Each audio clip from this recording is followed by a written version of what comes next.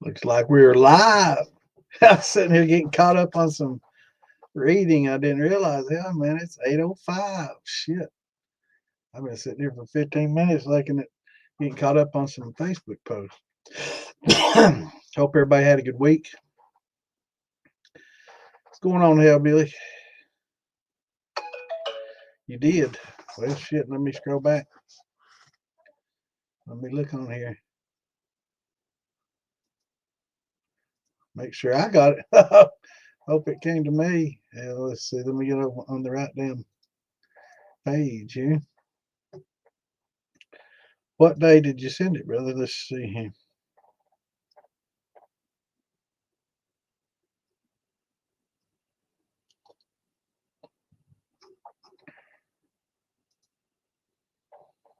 I apologize. I get a lot of messages.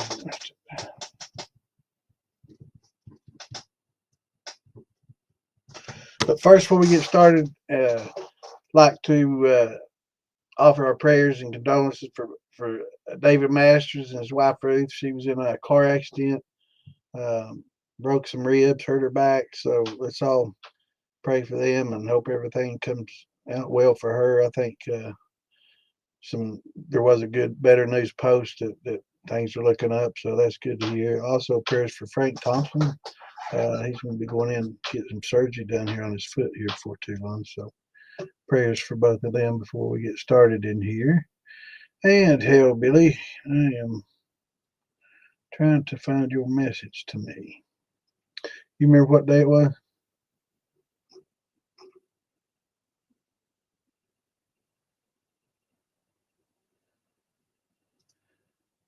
DM money?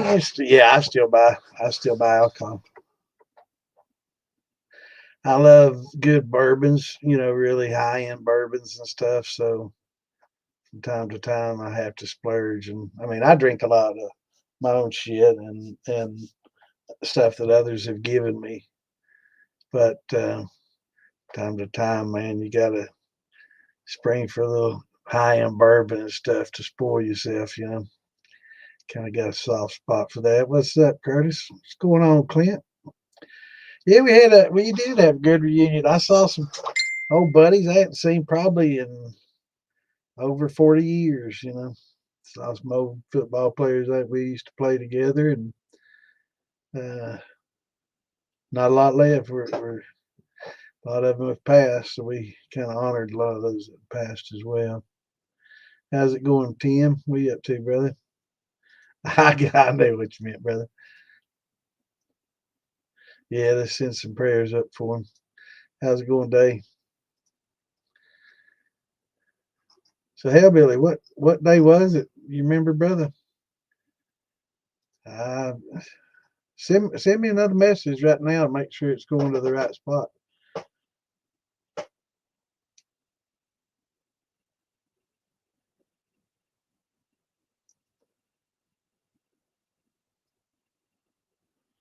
Let me look through my messages here. I try to check them. I get so many though; it's hard for me to. A lot of it's just replies and comments and hearts and stuff to comments that I made elsewhere. So it's hard for me to keep track.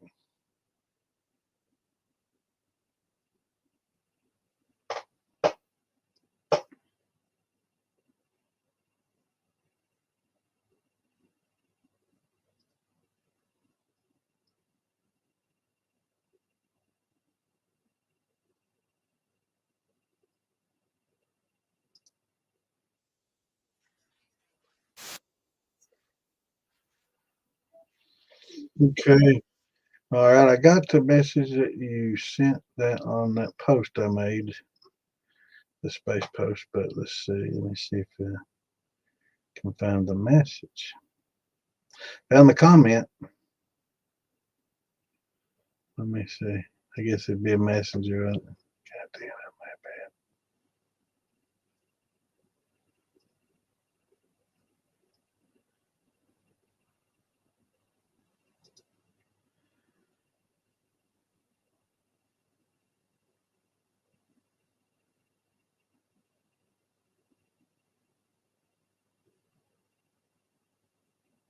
No, I don't see the message, brother.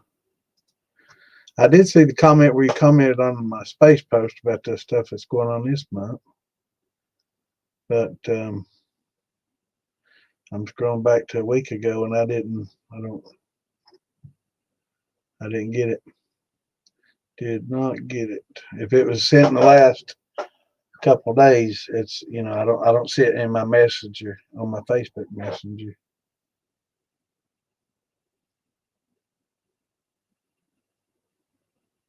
Nope, I don't see it, brother. So send it again.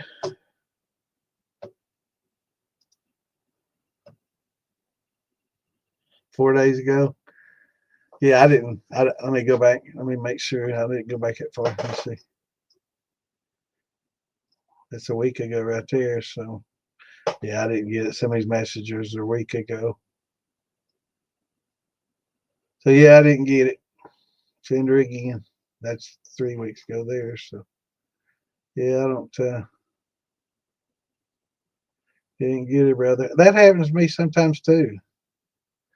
I don't know how that happens, but I've had quite a few messages sent. I send people and they swear they never got them. And I look and I'm like, well, that doesn't show that you sent it. So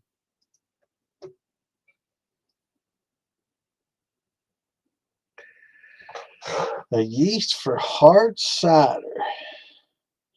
Awesome. Let me see if I got that.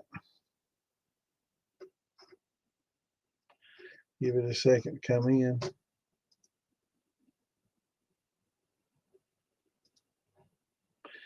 Not yet. That's crazy. Let me see. Let me check my phone too.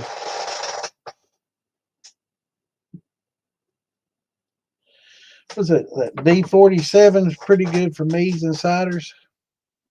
That's I think it's Lalvin D47.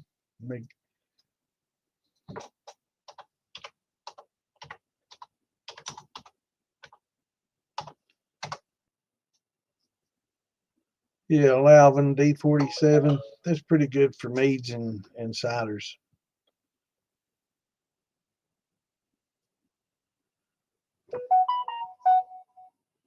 Well, I'm getting something here. All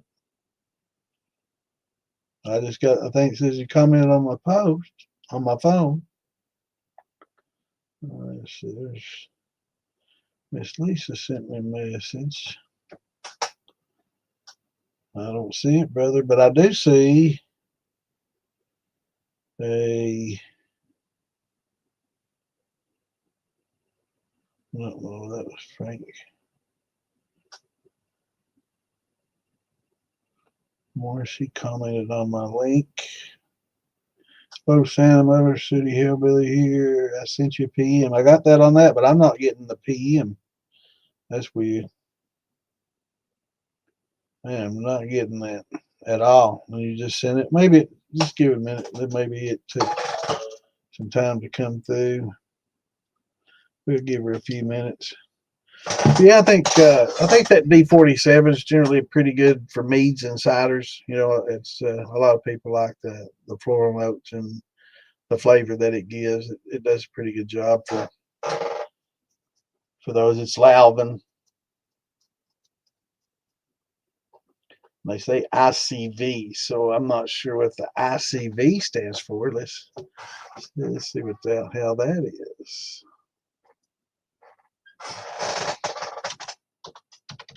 Because inquiring minds want to freaking know.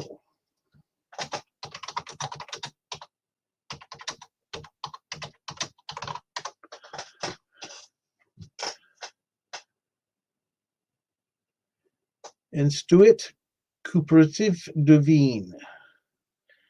This is the French research institution that originally isolated and selected this specific yeast strain. That's what the ICV stands for. I guess that's why I didn't know about it. It's French. Institut Coopératif de Vin. So I guess I don't speak French, but vin I know is wine.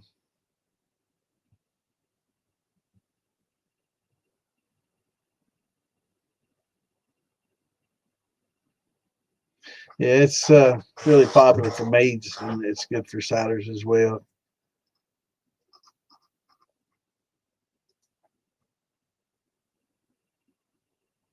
All right, let me see. I thought we was already friends on there. That might help me get some messages, huh? That might be why I wasn't getting them. But I have gotten messages from people that wasn't friends before.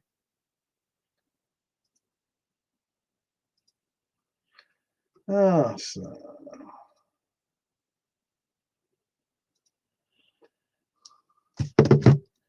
I thought we was already friends, brother.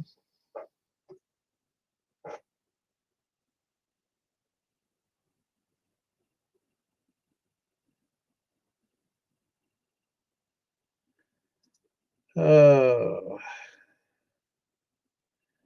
I thought we was already friends. And for those out there watching, man, add me up. Send me a friend request on Facebook if you want to ask questions or something when the show's not going on.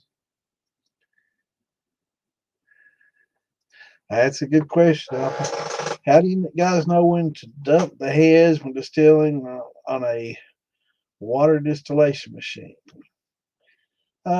It generally by smell, taste, and feel. Is pretty much, experience is probably going to be your best teacher. The general rule of thumb is for every 50 milliliter or for every gallon, you want to take out 50 milliliters. So every gallon of mash that you have in your still, 50 milliliters. So if you got 10 gallons of mash, 500 milliliters, and I don't know how many cups that is, 2.5 cups.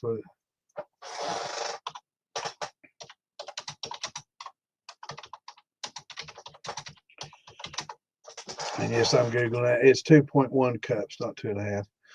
So for every 10 gallons, a couple, 2 cups, measuring cups full, get you in the ballpark about 2.5, somewhere in that range.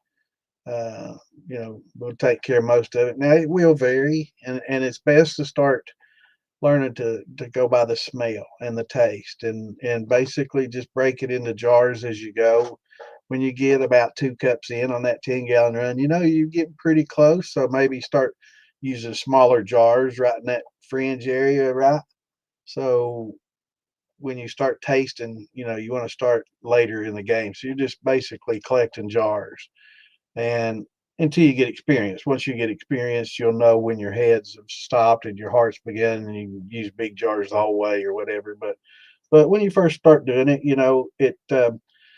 go with the 50 milliliters per gallon, and on some of your brandies, some things like that, you're gonna, if you use a lot of pectic enzymes and things like that are going to affect the amounts of heads that you have, and even how happy your yeast is during fermentation will affect how much heads you have and what you're fermenting. So there's lots of things that can cause it to change, even if you're doing the same fruit or grain. So um, it will change. That's why you always need to kind of have that nose and that feel, and rub it in your fingers. You can feel the oiliness for going from oily to clean, and getting some on your fingers and rubbing it'll help get it evaporating on your skin. So you'll be able to smell it better, right? Instead of just something liquid, you get it, rub it between your hands and smell, and you'll get a good whiff of acetone or alcohol. And, pretty much if it burns your nose a lot, but it makes your eyes water, it's probably still got a little acetone in it. But definitely you'll learn to taste it. And what we do is, like, for the first, like, if we know we're collecting 500 milliliters, so we'll collect 400 milliliters in a jar. We'll set it aside. Then we'll go to a smaller jar for the next 100 milliliters, and small jars for the next several jarfuls. That way we'll know that those small jars are right in the transition of going from heads to hearts, right? Then we run all the way through the hearts. And then when you get to tails, another good question, how we know when we get to tails, your proof will drop, and you'll start seeing, it'll start beading on top of when you drip, start hitting the liquid on the surface, it'll start beading, and the feel of it goes back to being slick again and oily. And again, taste and smell.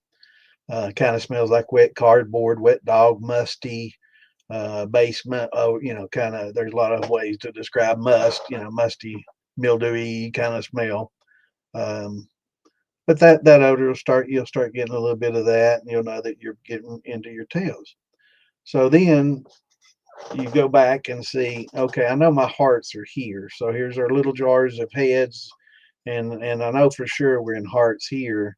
So let's start in the middle and just do a little sample and just taste and go back towards the head. The reason you want to do that and start in the middle and go back towards the heads is once you start drinking the heads and you get that acetone in your mouth, it's hard to determine if that next drink has it or not because it's kind of in your mouth. It just kind of stays there. And it's hard to, can't just cleanse your palate by rinsing it with water like a lot of these people do that, sample and taste and stuff. So you want to start in the middle and work your way backwards towards the heads, and green hearts, hearts, hearts, hearts.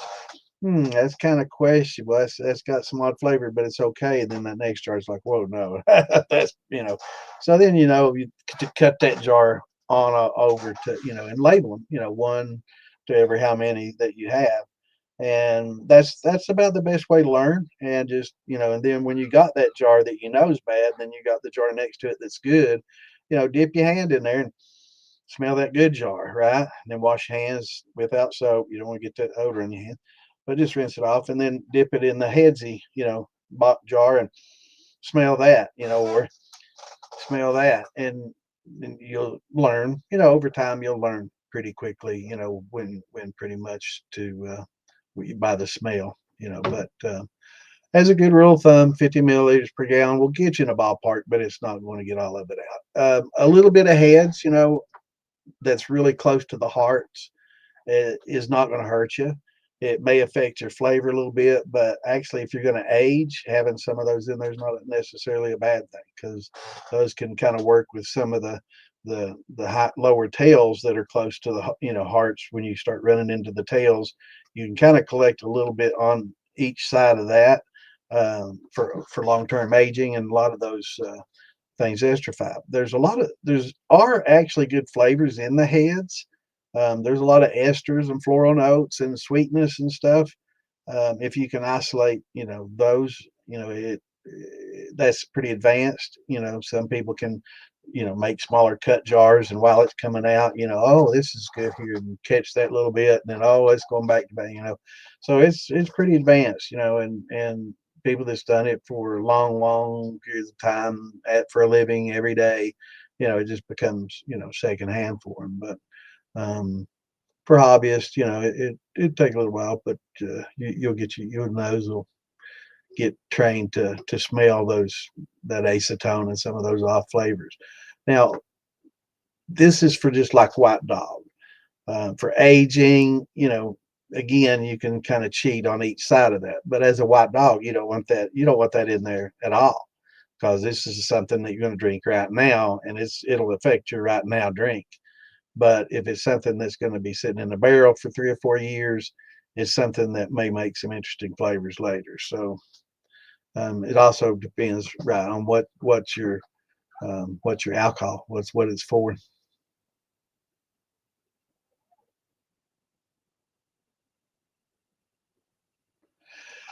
Hell, stone ground cornmeal, or just every how it's ground up, with whether it's cracked or all the way ground fine.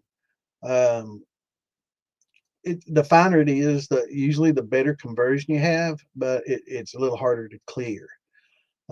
So, but time wise, generally when it starts getting cooler, it's going to take more time. Generally 4 to 7 days, and you should definitely have a grain bill, done during the summertime when temperatures are warm and everything, all the conditions are right. Yeah, you should, 4 to 6 days. You should definitely be pretty much through most all what you need to do.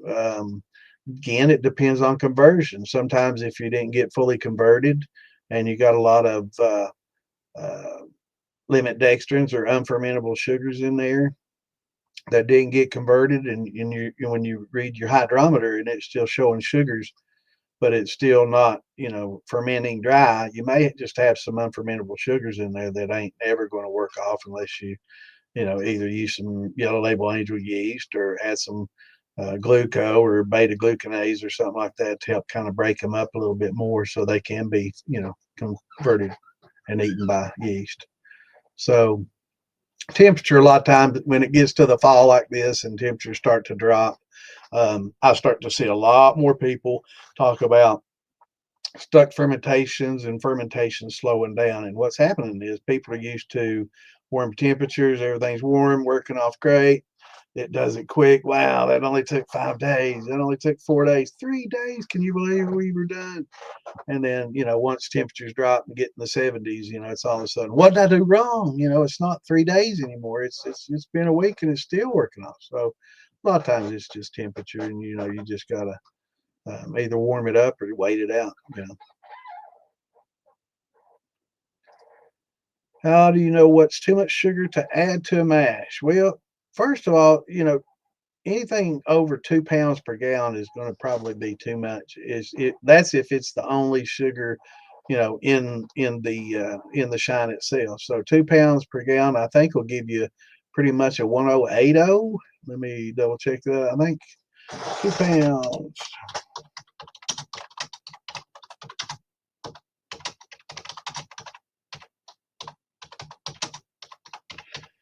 I think it's actually maybe a little above 1080, if I'm not mistaken.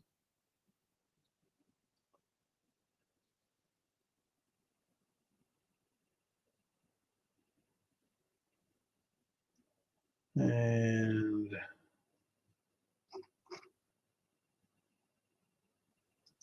oh, shit.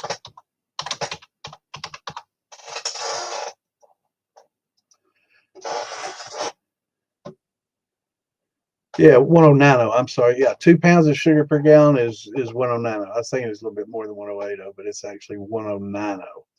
So yeah, you don't want to exceed that. So if you have something that has some residual sugars of its own, you definitely don't want to use that. But best to use a hydrometer when in doubt, and it'll let you know exactly how much. You can slowly add sugar and build it up to what specific gravity that you're targeting for. Usually, 1070, 1080 range, depending on what you're doing, it'll vary. But if it's like a cornmeal, and you've done some conversions, you shouldn't need near that. So if you've got corn and you've done a conversion and it just didn't come out well, you got a 1050 or something like that, you can bump it up with a little bit of sugar and just use your hydrometer, to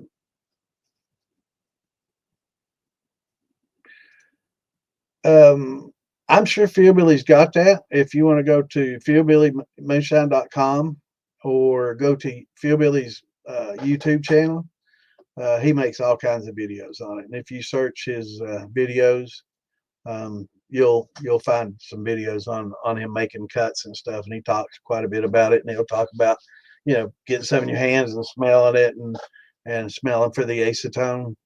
So yeah, just check on YouTube on Phil Billy's channel, and he's got quite a few videos on it. Actually, probably has several on that subject.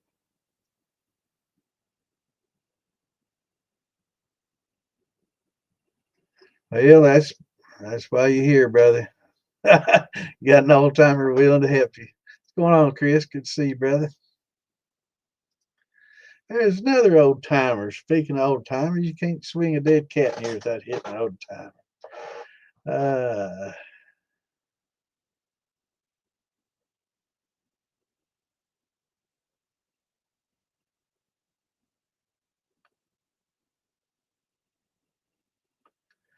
Yeah, I think I like my idea better, man. I don't want people going blind. Let's just get it in your hands and get a few, don't just one drop or two in your hands. Don't be silly and stuff. I mean, get a little bit on your hands and rub it like that. We'll do that right there. And if it starts to burn your nasal passages and eyes, oh man, Clint's got us hitting eye shots, man. I'm just messing with you, brother. But yeah, your eyes will burn. it'll burn your nasal passages. It's acetone and ethyl acetate. It's not good smelling stuff. Good question. Yes, it will hurt the process. With your mash, well, with the grain mash, it's generally 4 to 6 days. So just gently pressing your cap back down, getting it moist and keeping it moist is all you need to do. The same thing with wine and brandies, your fruit pulp and stuff, whatever floats up, just gently press it down. The first, well, with fruits and stuff like that, you can do that the first 4 or 5 days, but after that, just kind of leave it alone. With grain, 4 or 5 days is pretty much about done anyway, so you don't need to fool with it at all past that. So, but in the fermentation stage, you got basic two stages. Your first stage is your aerobic stage, and that's when your mash really needs to be heavily oxygenated. That's the very beginning, right? When you add that yeast, you want it to be heavily oxygenated. So you want to stir with your mud mixer and drill. Hard to do it with a paddle and get super oxygenated like that. So I really recommend everybody get you a little mud mixer and drill and use that. It saves a lot of time, saves you some arm uh, stress, and if you want a good workout, but to super oxygenate things like it's really hard to do with a paddle. So if you got that mud mixer, you can go at it and get it really heavily oxygenated. And I forgot to share this damn link, so let me do that before I get too much farther. I got to share the links to this podcast. Man, I just get going and I forget everything, brother. But yeah, uh, believe I forgot to do that. Can't believe I forgot to do that. But let me share this, and then I'll jump right back into. But remind me where I was, because the chances are I'm going to forget what I was talking about just now. But I'll remember I was mixing. I can't believe I forgot to share them. It's only been a damn week, and I've forgotten how to do everything. So I hope everybody had a good week.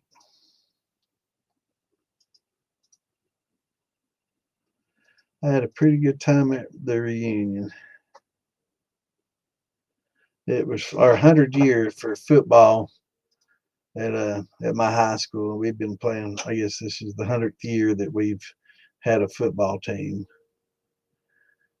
So they had a big to do, and I wanted to go. I was an all conference player. There was only 4 on our team that was all conference, and they do every year. They pick the best players from certain positions throughout the conference, and I made all conference for fullback.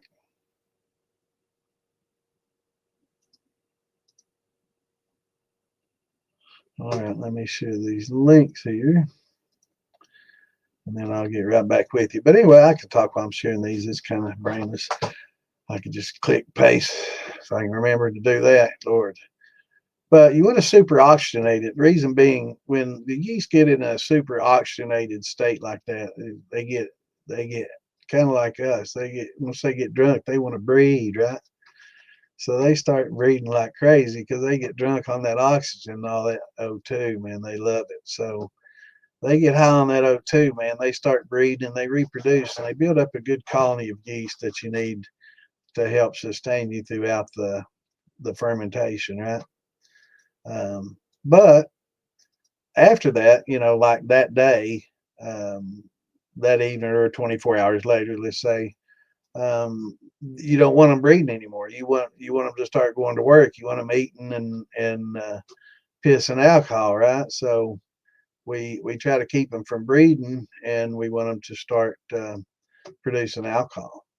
And the way to do that is to cut back on the oxygen so they don't want to breed. And of course, once they get out of the mood to breed, they're going to start wanting to eat. They're just like us men, we ain't screwing, we're eating, right? So once they start eating, they convert the sugar into the alcohol. But also, um, keeping an aerobic free environment helps cut down on bacteria buildups. And I'll show you a picture here in a minute of why you want to do that, and also a good reason to use airlocks versus not. I had a friend of mine that had the exact same fermentation. Actually, it came out of the same barrel, all mixed up, and he was afraid that it was going to overflow, so he put some of it into a separate barrel, all mixed up, same exact, came from the same mash barrel, and so he put that in the a separate barrel, but he didn't have an airlock for that one, so he just kind of left it as it was and put a towel over it, and the lid loose fitting. And this was not a grain. This was a brandy. So we let that sit for a while, and he noticed that well, I guess a couple of weeks, I don't know exact time, but a bit later, let's just say, he checked on them, and one of them was looked really good. Maybe it was grain. No, no, no, no. It was apples. That's right. It was apples, and it looked really good. The apples looked, kind of browning. They were, breaking down, kind of had a brownish tinge to them. Uh, they were on their way to breaking down well. And then in the other barrel that wasn't covered, that was just covered, didn't have the airlock on it. It had, well, I'll just let you have a look at it. It looked like it had some bacteria starting to build up on it. Not necessarily bad, not necessarily something that you'd want to throw out, but you can see just by looking at how it might have an impact on the flavor, definitely of the wine. You definitely wouldn't want to put that wine in your mouth. Once you look at it, and I'll show you the pictures here in just a second. Once you look at it, you'll be like, yeah, I'm not drinking anything that looks like that, because there's certain, if you're doing it right, when you look down in that beer or wine or must, you be able to get you some clears and drink it right. And I've seen some that they no way I take a drink of any of that. So good, I got all that sent out on me.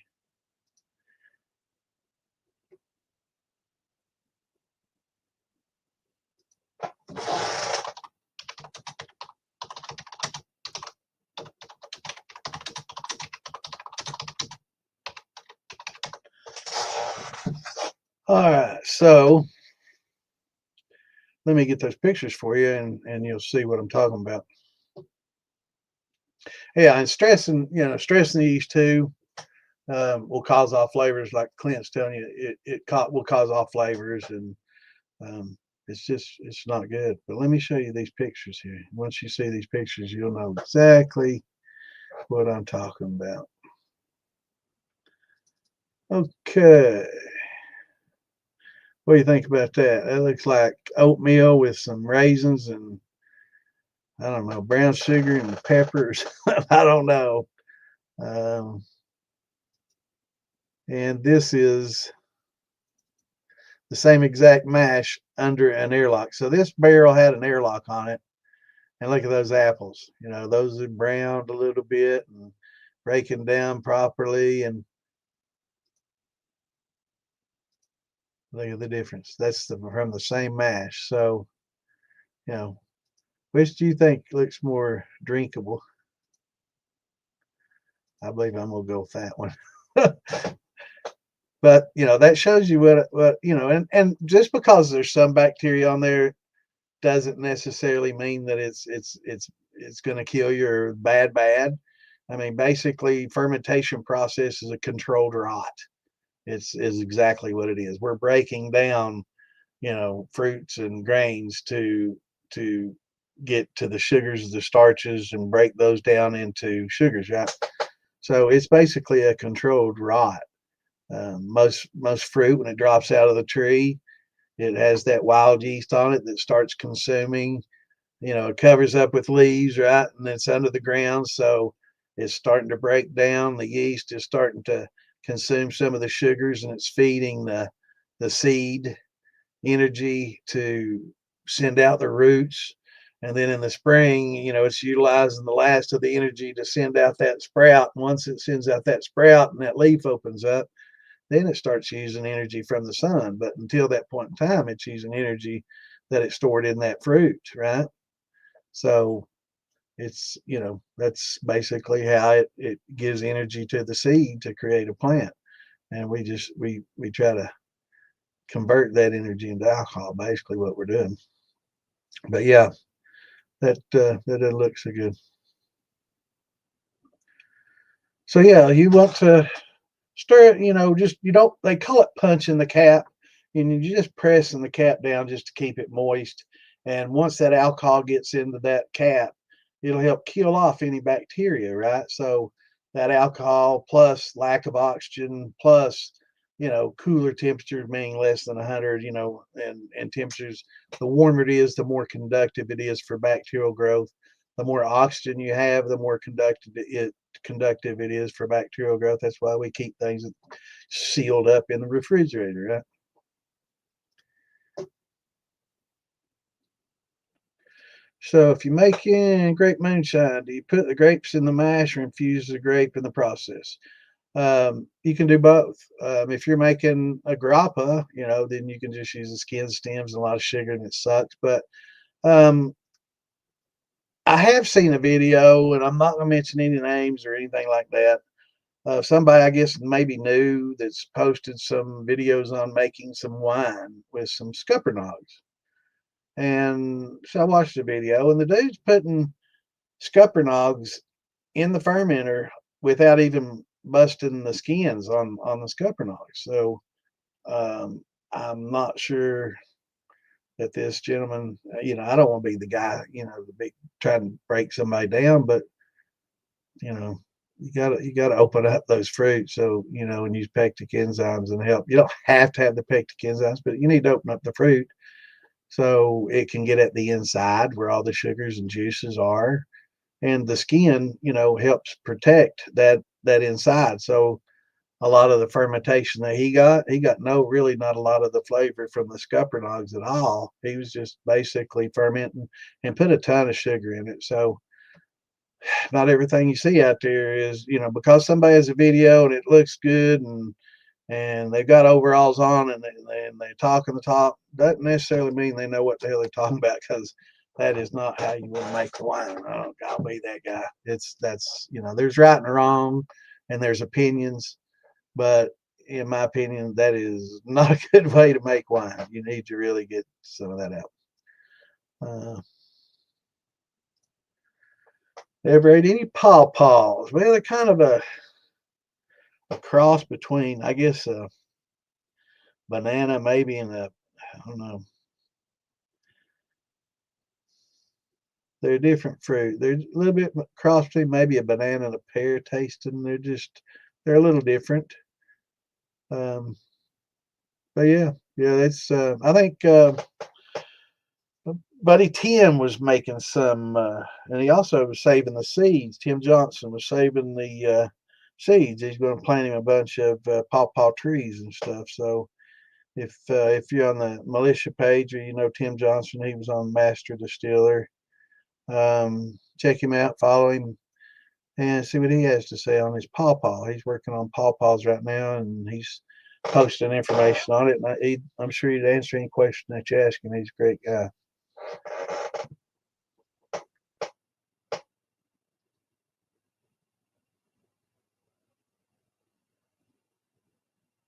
Yeah, that's a good idea. Go back and forth, bucket to bucket.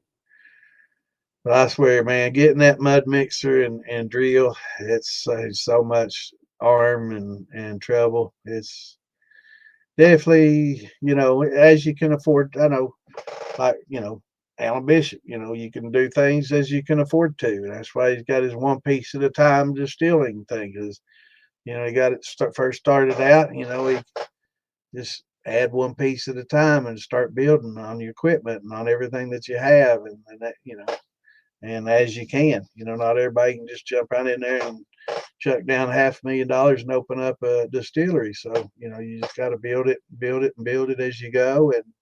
And the same thing with your equipment, but having that mud mixer and that drill, it's definitely.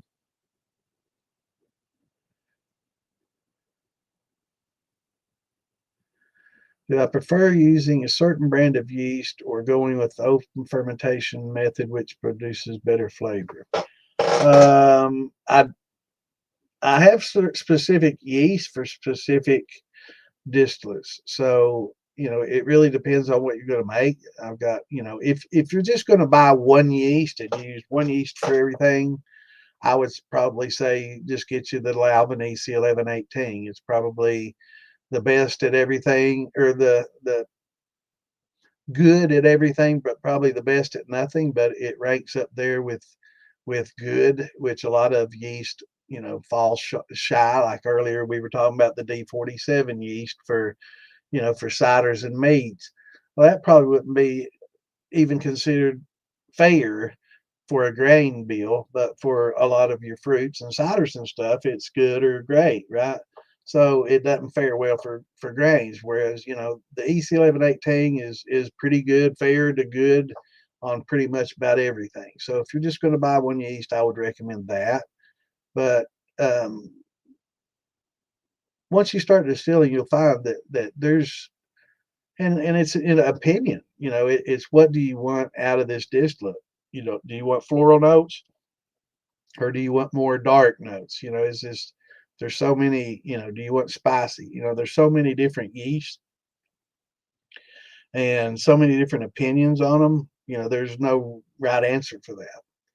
As far as open fermentation, if you mean using wild yeast, I don't recommend using wild yeast at all until you get advanced. Wild yeast tend to produce off flavors. They tend to work off really quickly.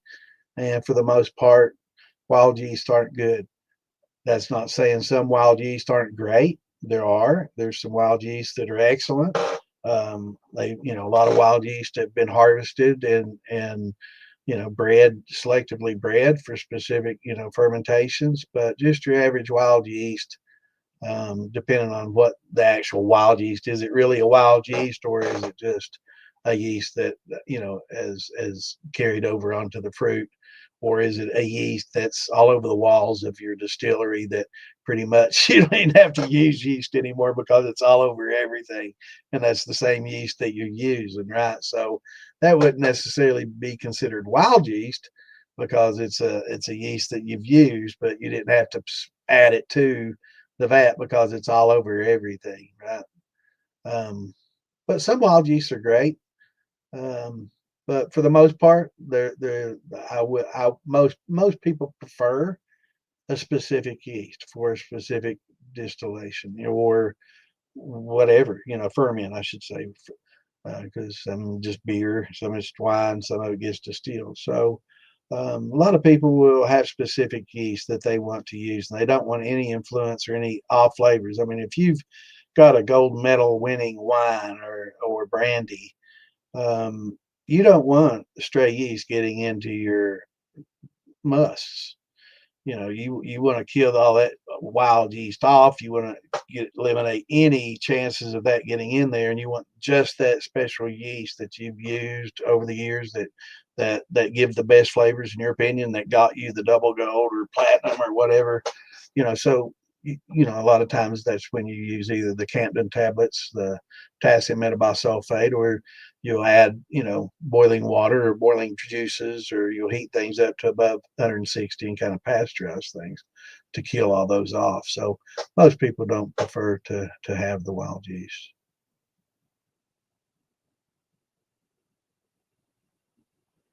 Yeah, yeah. Well, let's see which one. That one? You think that one looks tastier or that one? That's apples. So that looks like, that looks like apples I just eat right out of the damn bowl. That looks like oatmeal with like raisins and brown sugar and I don't know what all in there, but it doesn't look good to me. But, after all that's said and done and you distill it, it could still be drinkable. It's alcohol, you're boiling off the alcohol. So it's not like, I don't think that bacteria looks to me like it's going to be, a toxic mold or anything, which is possible. But that's why it's pretty good use those airlocks to keep the bacteria and molds and all that shit out, whether they be good or not. They won't kill you. It's probably better not to have them there at all. So, you know, with the grain, 4 to 6 days, if it's warm and everything's right, you're not going to get anything like that, that quickly. But with fruits, it can be weeks before it ferments, in which case bacteria does have time to set up. What's going on, Chris?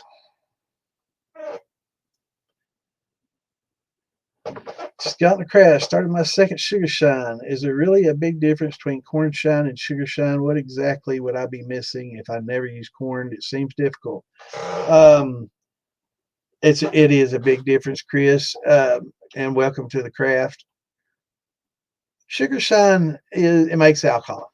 It's got it's got some bite to it. It doesn't have a lot of flavor. It's kind of neutral in flavor. So you're basically getting more of a pure ethanol without any flavors from fruits or vegetables, or grains, whatever. Um, but a lot of those, characteristics are what we want in a distillate. So we want to get some extra flavors in there other than just that, the ethanol. Um, there's nothing wrong with the sugar shine. Every once in a while, if like somebody asked me earlier, do I buy alcohol? Sometimes I do, and sometimes I'll just get a wild hair. I don't have anything going, no fruits on sale. I haven't got any grain, get low on shine. I don't want to go to the store and buy any $100 brandy or $50 brand or bourbon. So I'm just gonna run me a little sugar shine. Make me some quick sugar shine. I can have it run off, be done in a few days, and work that shit off, and I'll have a gallon or two of pretty high proof alcohol that that I can mix with a Coca-Cola or something, and have an okay drink. It's not going to be the best. You make a mixed drink. If it's something you're drinking straight, yeah, it's going to have a lot more burn. But if it's something like you're mixing with an orange juice or apple juice or a Coke or something like that, it's not going to be as bad. But it's just not going to be corn liquor, and it's not going to be a bourbon. It's not going to be smooth. It's not going to have that flavor, So learning to do the sugar shine's great, and you'll never forget that experience. But learning to do, the grain is another thing. And I was talking to Richard Wynn last week, and I have been working on the recipe and the step by step, but I found that it's considerably different when you're using powder alpha versus the high temp. So you're doing everything at 185 degrees Fahrenheit. With the high temp amylase, you're cooking and you're adding it to the end. But with the powdered alpha amylase, you're cooking it at 185, gelatinizing it, then letting it cool, then adding your powdered alpha at 150 and 55, 155, 150 range, and then so it's a lot different. So I'm making up, and this is for steeping, not for cooking. So I'm making up two different ways to do it. And once I do that, Chris, you can get this. It's going to be, if you follow the steps to a T and you keep all conditions right, you'll turn out some pretty decent shine, and it'll work for you. And then you can make adjustments like, I said with the powder amylase. With the powder amylase, you're going to anticipate probably a lower gravity because it's more difficult to get a good full conversion. Um, but yeah, it's you'll learn to cook it. And I agree with Chris Parker. It's just like cooking. Once you start doing it and following the recipe, following the books, well, I need to add so much of this and do this. What's the temperature? What's the pH? Once you do that a few times, and you have the equipment, um, it's most all the equipment is pretty cheap. Hell, that drill to that mud paddle is probably one of the most expensive pieces of equipment you'll buy than your steel itself. So, like a hydrometer, $6-8 each, 12 for a 2-pack or something like that. pH paper, $10 for a roll that'll last you forever in a day. Um, little things like that that you need. You need some, high temp alpha amylase and liquid glucose, amylase, and if you want to, do a lot of rye and wheats and oats and things that have a lot of glucans in it, barley's, you can get the beta glucanase, and that'll help you break down a lot of your glucans, and help thin your mash out and help clear it quicker, because it can get kind of gummy and cloudy. And so, you'll learn, but getting all these things and getting your toolbox together. But yeah, it is a lot better. The corn liquor, and once you start making, especially once you start putting some, barrel staves in there, or spirals, or getting a barrel and doing some aging. Oh man, once you start doing that, you'll think back to those sugar shine days. You'll be like, man, that was. I don't know if I can go back to that, man. This is really good stuff. This is, as good as what you can get in the store, unless, of course, you're wanting something like a good Weller or something like that, and you spoil yourself. Um, but you can make some pretty good aged whiskey, so fast that you can't keep up with it, and you have to go to the store and buy it. So, that's why I've got two 15-gallon barrels and just bought a 5. So I guess that's my job. Is I'm gonna fill the 5-gallon with probably brandy, and then I'm gonna fill the 15s with probably whiskeys, make bourbon. Um, there's people that, if you're in the moonshine militia, join it. There's a gal. I don't have her card. It's in the car. I picked. That's when I got the 5-gallon barrel off of her. But there's a gal. She goes around, and you can also find them in Facebook Marketplace. And when you buy it, you don't have to tell them what you're buying it for. A lot of people buy these barrels and they use it for planters. They use it for furniture as end tables. I'm taking the staves out and I'm gonna make a bar with it. I know, a buddy of mine's using it for wainscoting along his shine shack. I mean, there's lots of good along your bar, there's lots of good things that you can do with the barrel staves, and cut them and use them in your jars, separately. I do that. But yeah, most people don't care, you know. Yeah, I mean, if you're going and buying 20 barrels, you're like, damn, what are you doing? Just tell me I make furniture. My neighbor, my next door neighbor, he takes barrels, and he takes the bands off, he takes the staves and makes wall plaques that are shaped in the shape of states and flags, and makes furniture and stuff with it. So, there's a lot of people using, leftover barrels for stuff. But this gal that's going around, she's got really fresh barrels that just got dumped, and that's really what you want. You don't want one that's been sitting around for a couple of few years. The wood's shrunk up. It's hard to get the wood expanded back out. So if you can get a good fresh barrel from her, I would definitely recommend that, or from anybody that has fresh barrels that just been dumped in the last month or two or something like that. Definitely try to get some of those.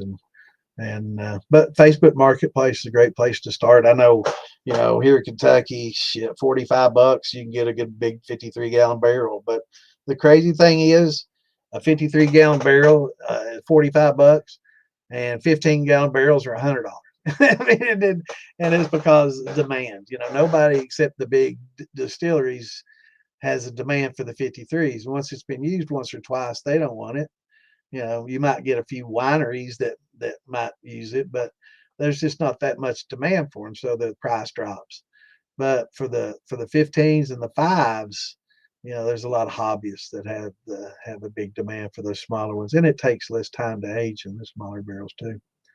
Tried corn 2 weeks ago. It didn't work. I didn't get the mash hot enough to gelatinize the corn.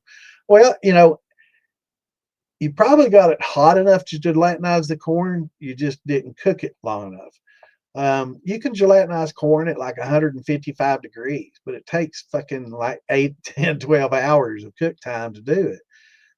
But you can also increase the temperature, which proportionally, maybe not so linearly proportionally, but it reduces the amount of time that you have to cook it. So generally we try to do is 185 to 190 for 90 minutes to a couple of hours should get you gelatinized.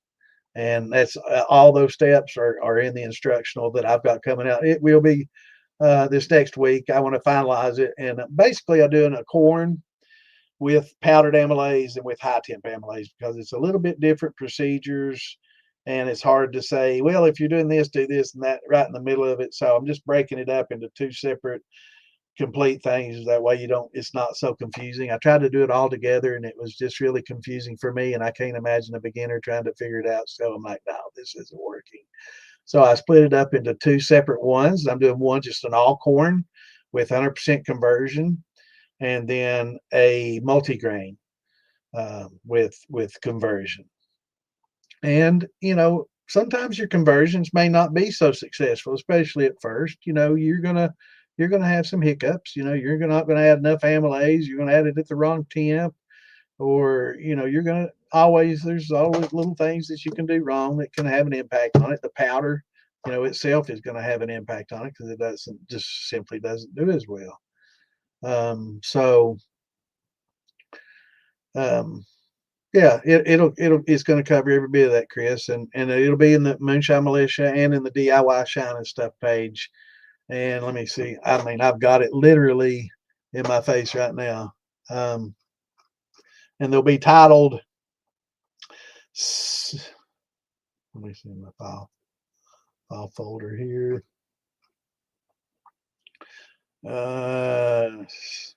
Anyway, it's going to be titled something like Simple Instructions for Beginners Mashing in Cracked Corn or Cornmeal Using the Steeping Method. And I break down everything that you're going to need. And then I do it with liquid high temp amylase. And then if you're just using the powder alpha amylase. Now, it's also using the liquid or powder gluco, but that doesn't really pose as much an issue because you can use all those at the same temp, basically whatever temp the package says. But those are all done at about the same temp, and those generally do fairly well. I would still say the liquid's better than powder in gluco and the alpha. So if you can get both liquids, it's definitely going to be optimal for sure. But yeah, it's going to break everything down step for step for step, and it's not that hard. Once you read through this a few times, you'll be like, damn, is that it? And I mean, if you just follow those simple instructions every time and keep your temperatures and keep that starting pH right, keep your temperatures right, and just replicate everything and keep everything clean covered, you should have some success. And also, I'm going to do the grain, not just the cracked corn or cornmeal, but the multi-grain method as well, and steeping. And it's not going to be step mash. That's going to be something that is a little more complicated and probably definitely a superior way of doing it, but it's just not a beginner's thing, and it's a little more complicated. And I don't want to confuse people. And following these simple instructions can make you some really, really good shine. So look for that this week or early next week. Maybe, yeah, I should have it finished by Saturday. So by Saturday's filming, it should be in the DIY Shine and in the Moonshine Militia page. Again, the title is Simple Instructions for Beginners Mashing in Multi-Grains Using the Steeping Method. And the others, of course, the corn and cornmeal. So yeah, I'm trying to cover all the bases, but I'm not trying to get too scientific or too difficult. It's very temperature sensitive, so you want to maintain certain temperatures, like you're gelatinizing the corn. If you can maintain that 185, 190 temp for 90 minutes to 120, it's an hour and a half to 2 hours, you should be gelatinized. There's going to be some things that'll change, like the temperatures outside. The colder it is outside or the colder it is in the place you're doing it, the more hot water you're going to have to use and add to it to keep the temperature up. So if you have a big cooler, 80 quart cooler, 120 quart cooler, those are great to steep in because they're insulated. Or if you just have a blue barrel and you've got some foam insulation, or that literal foam that you can wrap around it and tie and help hold in heat, that works well, but not as well as a cooler. But yeah, using those will definitely, that way you don't have to cook the corn. And most beginners fuck up just like I did my first 6 times. I wasn't a good cook. I was a young teen, and I scorched the shit out of the corn for the first several times I cooked corn to make the mash, and it tasted like shit, but we drank it anyway, and we choked it down, and we learned from our mistakes. It took a few times, but you know, of course, using fire, it was a lot more difficult to regulate temperature using fire like we were. It was a long time ago. Yeah, it's like baking a cake. It's once you get used to it, it's just like cooking anything else. You're just cooking it up, and instead of adding spices and flavorings, you're adding amylase and enzymes. So, hello, Miss Tammy, how are you tonight? What's going on, Chris? Good to see you, brother. Rum's a good place to start. Rum's kind of like a sugar shine. It's very simple. You got simple ingredients. You don't have to convert anything. You just have to follow the recipe. Like you're saying, it's like baking a cake. Just get a good recipe though. Getting a good recipe is very important, and one that's tried and true. There's a lot of bullshit recipes out there from guys that I was talking about making the wine and didn't even break the fruit up. Um, and then there's people out there that's got some really good serious recipes, and you can tell when you read the recipe if it's come from somebody that knows what they're doing. But rum's another one. You just mix them basically the water, molasses, and add some nutrients and a good rum yeast, and you're off to the races, right? And unsulfured molasses, and get your right gravity, get the right mix, get it going, and boom, you make some really good rum. So um, that's what we're here for, brother.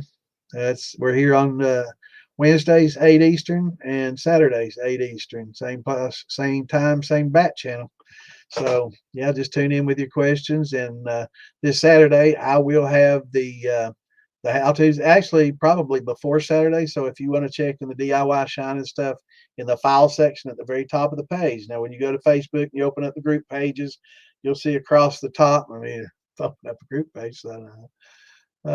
Here we go. Across the top, it'll say discussion, featured members, event, media, and files.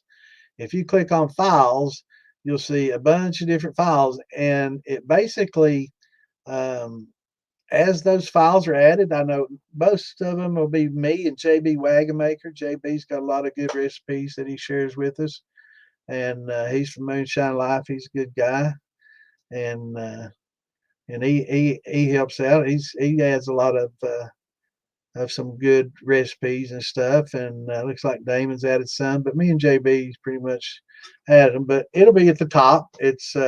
But you can sort by last modified, or I think that's basically the only thing. Yeah, last modified. So the most recent file will be there at the top conveniently for you. So this one will probably be at the top or near the top. There'll probably be 2 or 3 of them. One of them will be just cornmeal steep method. One will be multi-grain steep method, and then there was another one I'm planning on doing. I can't remember. There was something else that I was going to do. Anyway, so it'll be at the top. It'll be at the top of the files in the militia and in the DIY shine and stuff page, and you'll be able to find it there. And it's just a step by step. It's like Chris was talking about. It's a simple, easy to follow. Get your corn ground and ready, whether it's cracked, what size crack you want. You want one kernel of corn to be broken up into like 6 to 8 pieces minimum. So that's a good crack. You don't want like just 4 pieces or it cracked in half. That's really going to be tough to get out all those starches.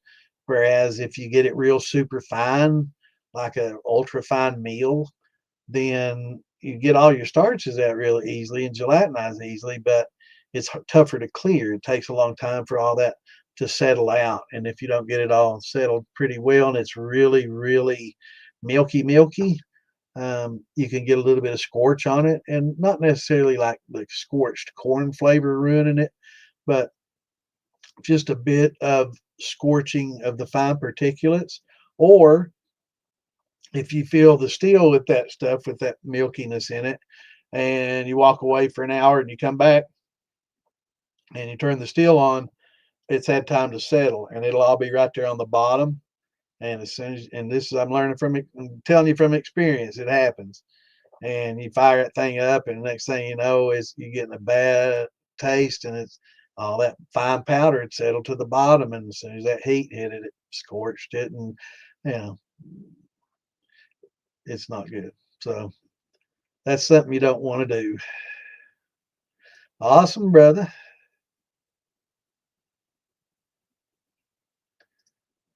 How much mash is needed to fill a 50? Well, I think the wood barrels, if that's what you're talking about, they're 53. Now, to make 50 some gallons of shine, yeah, let me do some math here.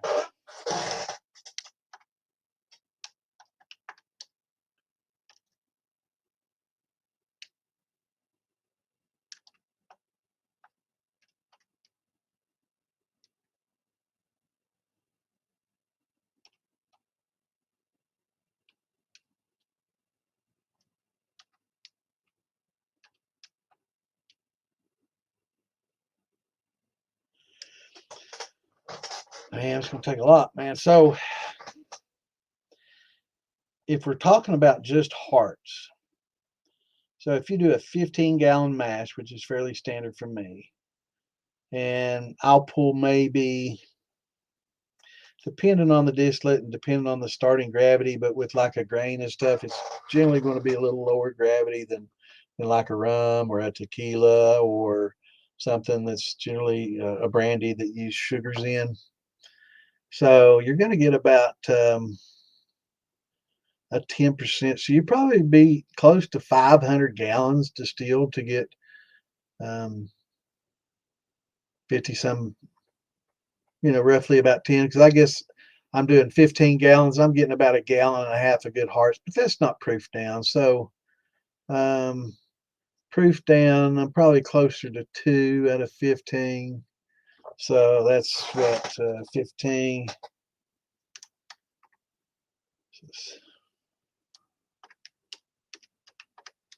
Yeah, it's going to take about 400 to 500 gallons to distill to fill that at like a 130. But it's going to vary depending on what your starting gravity is. But yeah, it's a lot of steels. When you go into places, they'll have a 1,000-gallon steel. I guess they'll probably fill 2 barrels with it. But that's a good question to ask somebody at a distillery. I've never done that much, so and I've never really filled a lot of barrels. All the shine in the past was you don't keep it around, right? So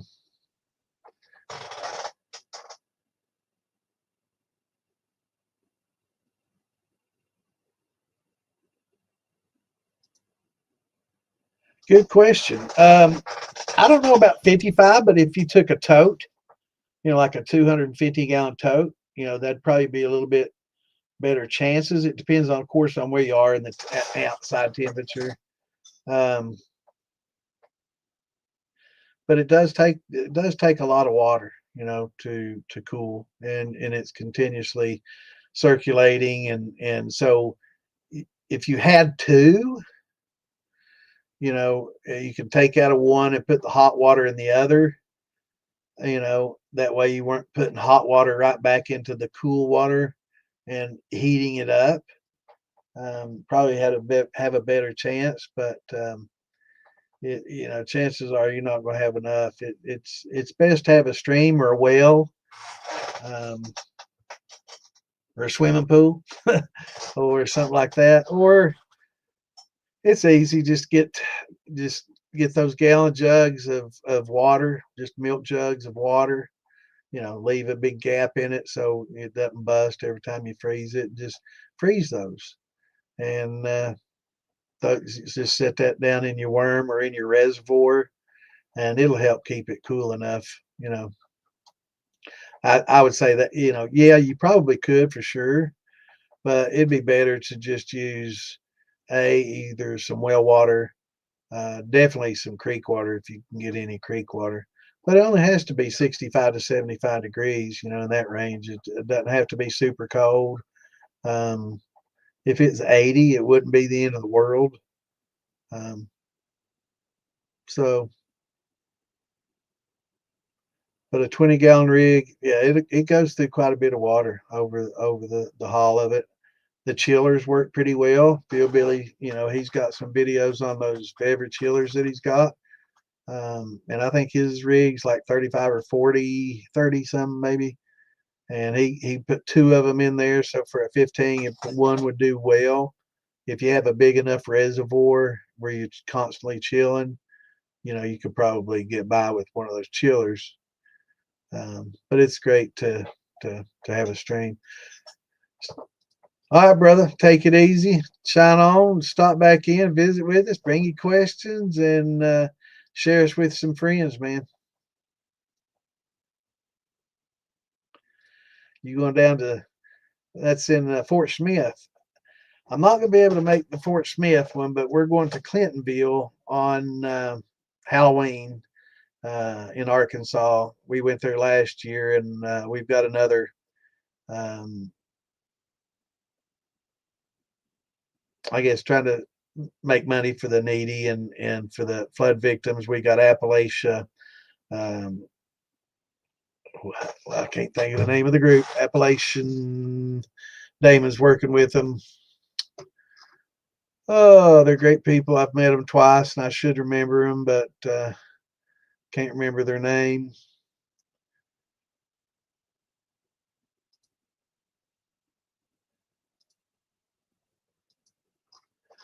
Let's see. Appalachia. Anyway, this is a group, a nonprofit group out of North Carolina and Eastern Tennessee, Western North Carolina, and Western South Carolina in that general area. And they're collecting money to still help the victims of Helene. You know, there's still a lot of people that are, you know, living in substandard levels, you know, because they haven't gotten the help that they need from their government. I don't want to get into too much of that shit. It pisses me off. But so I think Appalachian United. Let me see if I can search this page for it. I feel horrible that I can't remember anything.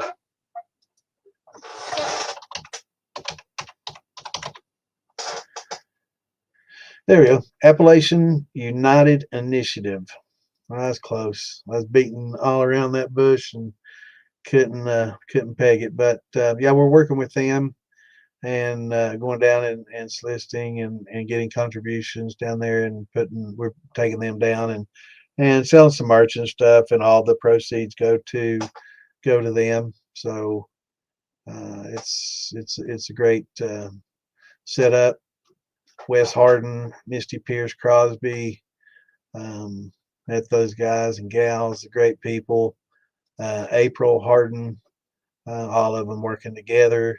This nonprofit, you know, a lot of these groups, they have a lot of administration fees and all this stuff. These guys aren't keeping any money at all.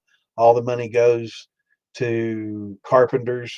They're building foundations, they're rebuilding houses, and getting people, you know, back into getting out of the shacks and the storage buildings and the tents that they're still living in, right? So it's a great group, and I'm proud of Damon for hooking up with them and working this out with them. And great bunch of people and honest people, and we know that's exactly where the money's going. We see it in use. We see them, you know, paying plumbers, carpenters. They got volunteers. Some people can't volunteer, you know, for a month or two at a time and go down and just help, you know, because they need to make money too. So, you know, a lot of carpenters and builders and plumbers and stuff are being paid their wage, a fair wage, but we're getting stuff done. It's not getting eaten up in bureaucracy like a lot of our tax dollars do. And I don't want to go too far into that either, but I'll get pissed off if I do. So I won't be able to make it to Cyrus's. I wish I would. I really do want to meet Cyrus. I love watching his videos and stuff. If y'all haven't watched it, go watch it. He's a knowledgeable shiner as well. He does a lot of living off the grid stuff. Love that shit, man.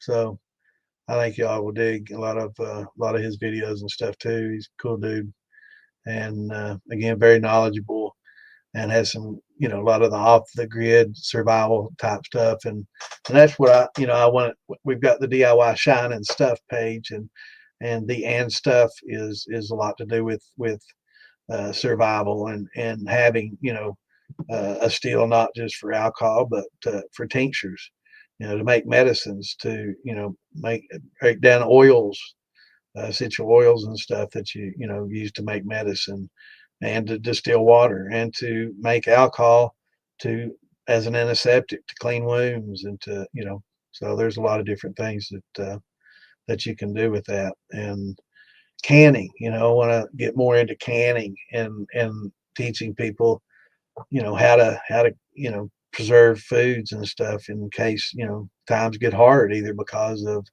the political climate or the economic situation that they're in.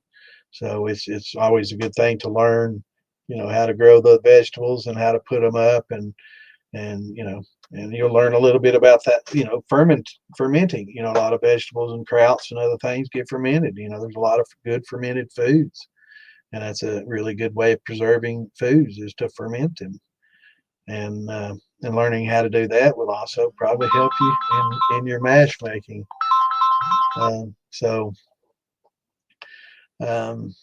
that's definitely something I want to add to that, along with um, holistic medicine, plants and herbs and plants that are food, and being able to identify them, and locating some books that will be beneficial, like all the edible plants in North America, and have that a good picture book. You don't want to just, describe it and not have a lot of pictures, right? I want to see the fucking pictures of this shit, because there's always something that looks just like this and it's poisonous. So you really want to be able to identify it, but they don't show any pictures, right? So that's kind of fucked up. It's like, yeah, they look just like this, but you don't want that because it can kill you.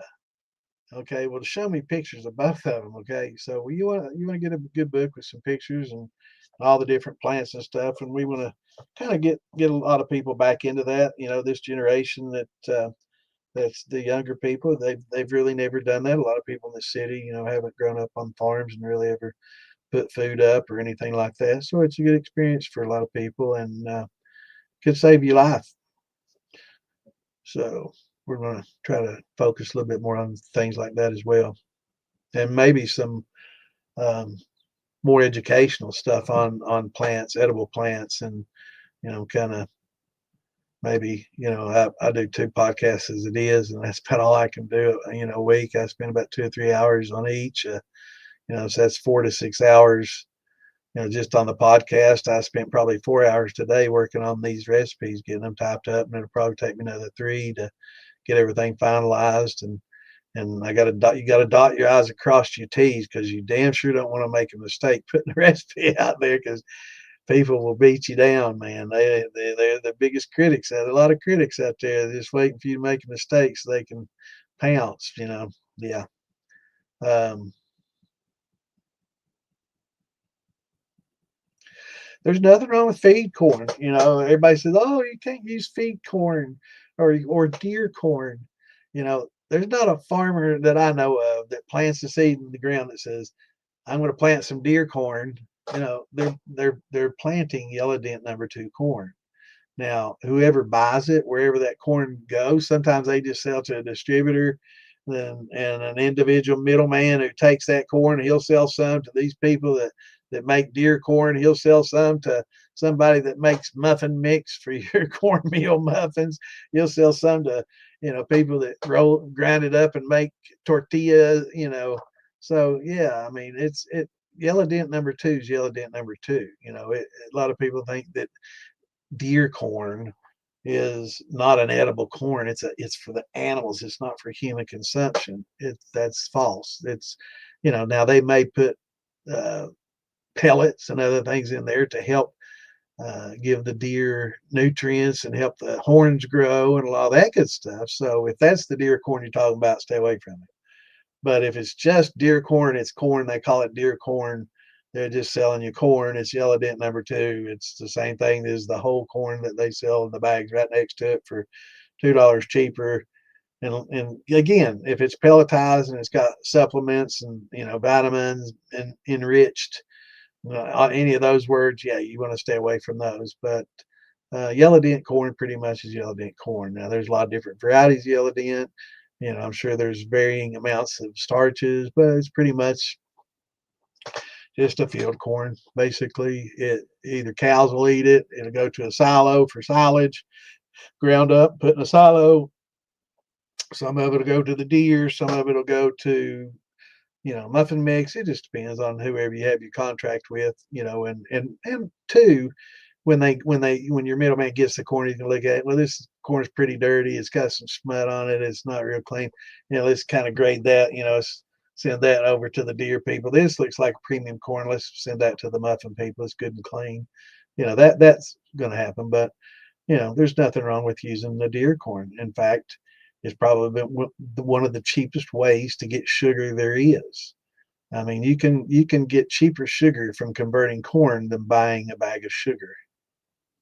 That's why all the ethanol out there is for gasoline and for fuels is they do use corn. There's a reason they don't use sugar cane and sugar because it's too damn expensive. So you can convert the starches into sugars out of corn and get a cheaper sugar than you can buy in a bag. And yellow dent, you can't, it's not as good as some of your heirloom corns. The flavor is going to be different. I shouldn't say not as good. I should just say the flavor is going to be different. Some people might prefer the flavor of a yellow dent over a Bloody Butcher.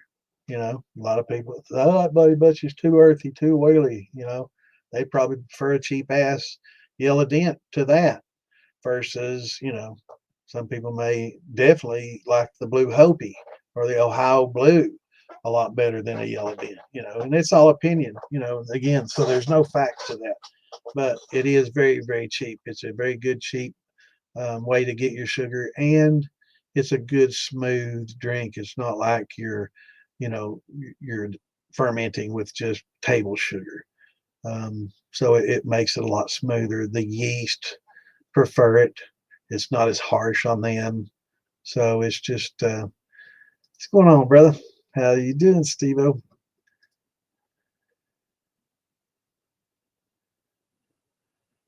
Yeah, I'd say, Clint's on the ball there. Yeah, I'd say tote. I'm getting behind here.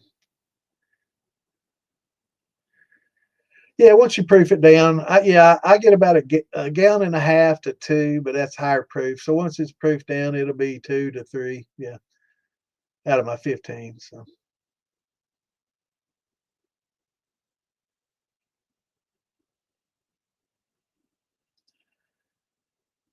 yeah, that's why I'm saying it's one of those 250-gallon.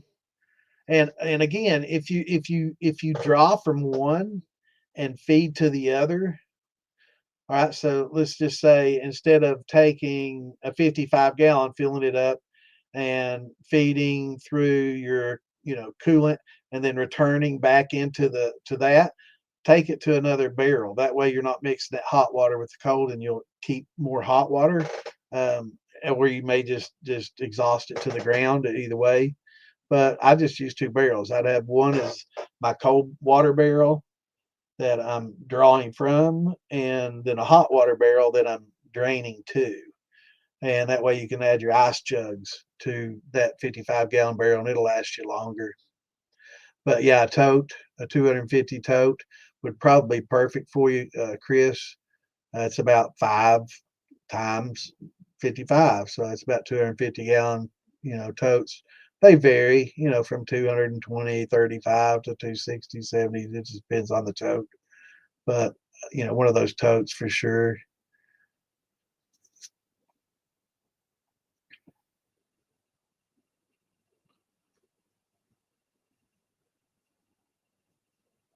Yeah, totes are definitely the best. Yeah, and you just don't want to circulate back to, the reservoir. you circulate to a separate reservoir, get exhaust all your hot to a different one, and that way your cold will last longer.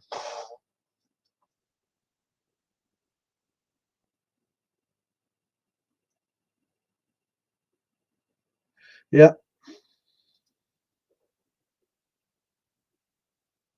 yeah, we had a lot of donations, Steve. It was a lot. There was a lot of people donated. We got a lot of. I got to go down and dress up in my Santa suit and help hand out toys to all the kids in Old Fort, just outside of Asheville. It real heavily hit area. The whole town was pretty much wiped out. And there's a lot, it was despair. There was a lot of kids and kind of dirty. They haven't been able to wash every day. They're living rough.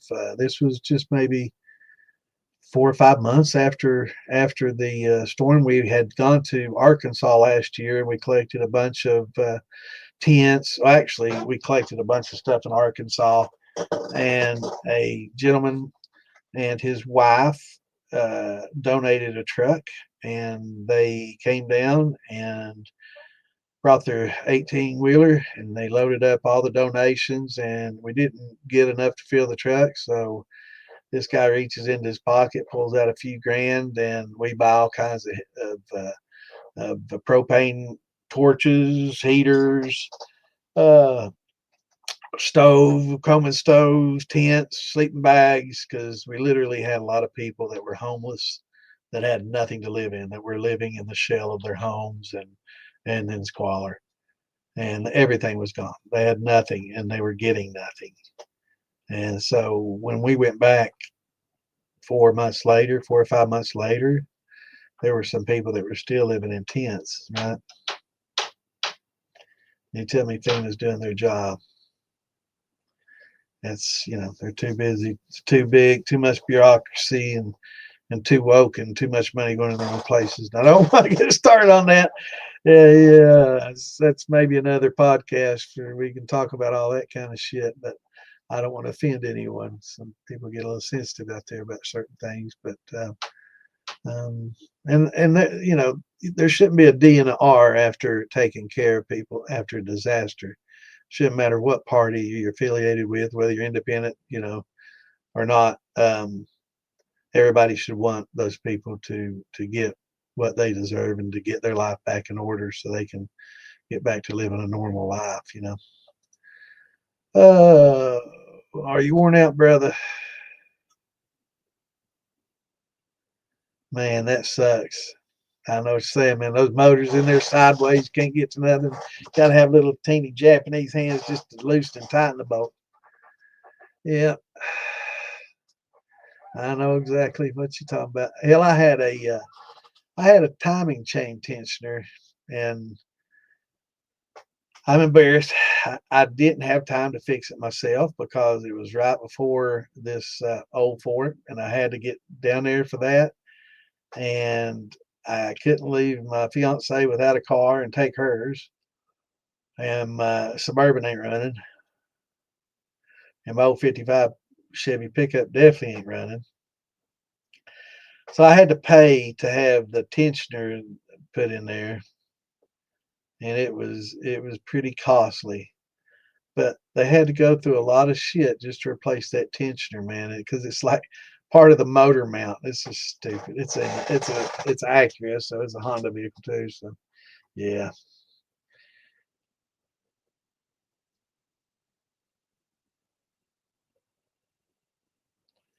actually, Steve, um, hold off on that. I have to. How far are you from Nashville area? You're close to the Nashville area. I'm not going to tell everybody where you live, but you're fairly close to that. I'll be in the Nashville area probably um, at the end of October, maybe the 30th, around that. So I might be able to come by and get that. So you won't have to spend any money shipping it. We'll try to get to you. Get up with me in message, and we can make arrangements to meet up maybe on the 30th. So Anytime, brother. That's what we're here for. Just come in, sit and chat. I wish we could talk about the times. I try not to. I try to keep it on topic as much as I can. Sometimes you just can't avoid it when we get. I tend to get off topic at times and stray a little bit, but we're thinking about maybe doing a different podcast about politics and things like that, and see how much we can offend people and piss people off. And of course, it's this day and time. It's kind of dangerous to voice your opinion on things. It seems like a fella named Charlie Kirk just found that out, that a lot of times people don't want to hear your opinion, because if it differs from theirs, they get quite crazy. So, whether you like him or not, whether you listen to his stuff or not, you have to everyone has to agree, you know, that kind of shit's crazy, and you can't do that. And the fact that there's some people uh, that don't understand that blows me away. And just a sign of the times, man. Try not to get to. Here we go. Yeah, you gotta. Yeah. That's why when it gets graded, a lot of times if they have some dirty corn with a lot of cob and huskies and all that in there, and silks all up in it, and it didn't get, it's just not good properly shelled corn. Yeah, a lot of that'll be the go to and it's not a big deal for us at all. I mean, there's people that make moonshine with corn cobs. So there used to be a good corn cob wine, that you just use the cobs to make a wine with. So, yeah, it's not a biggie for us. But for muffin mix, it's something that you don't want to get a little cob in your muffin mix.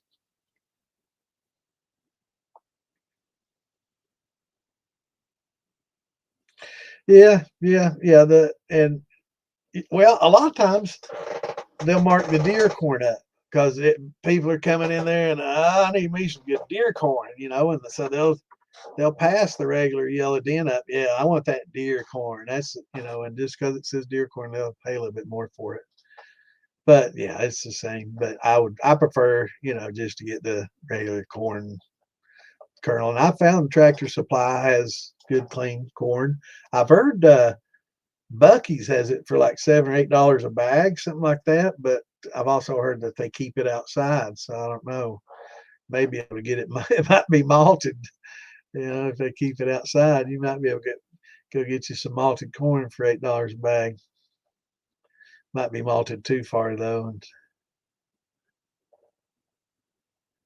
yeah, you got to read your ingredients. Make sure it's just kernels of corn, right? When you open that bag up, if you see pellets and you see anything in there that's not just a corn kernel and thousands of them, then take it back. You don't want that, because you've got something like I was talking about earlier that's got the additives enriched with vitamins, minerals, nutrients, supplement calcium for their horns, a lot of supplements to help grow their horns out and stuff like that. So just good old yeller dent. Just make sure you get just the whole kernel corn, or you can buy crack corn. And crack corn, hit or miss. I get a lot of cob and crack. I see a lot of cob in my crack corn when I buy crack corn. So um, that's usually not this high quality either. But I bought the cracked corn because I got tired of breaking blenders and other stuff up before I bought my grinder. I'd use blenders and a lot of other things to break my corn up, and I went through little food processors and old blenders and stuff. You beat those blades up, and they get dull, and they won't hardly break it up anymore, and it's just time consuming. After I got my grinder, man, it's just so nice. You'll never go back. You can go so fast. You can get so much done. It's like, oh my God, man. $180, $170 on Black Friday, a couple $100. It's an expenditure, but um, if you do it a lot, you'll definitely appreciate the grinder. It's makes it so simple and you can get your corn whole kernel, and it keeps a lot longer that way. The cracked corn that's already been cracked, it oxidizes pretty quickly. So it starts breaking down and losing efficacy and flavor. And it's just not as good over time. It gets stale, kind of, I guess you could say. Whereas a whole kernel corn, you got that husk that keeps it protected. It's like a little Tupperware. It keeps that kernel pretty much airtight until you use it. So you can, you can store your corn for a year or so and it's still pretty good as long as it's stored at, dry and at cool temps. Also, a good way to do it is buy your corn, get a bunch of it in the fall, and put it in barrels that are waterproof barrels and keep it outside. And if you live in a cold area, cold climate, and that cold, and once it gets down to freezing, man, it'll kill every weevil, every bug, every larvae in that corn, and you won't have a thing to worry about next spring and summer. You don't have to worry about bugs starting to pop up and getting corn with bugs in it.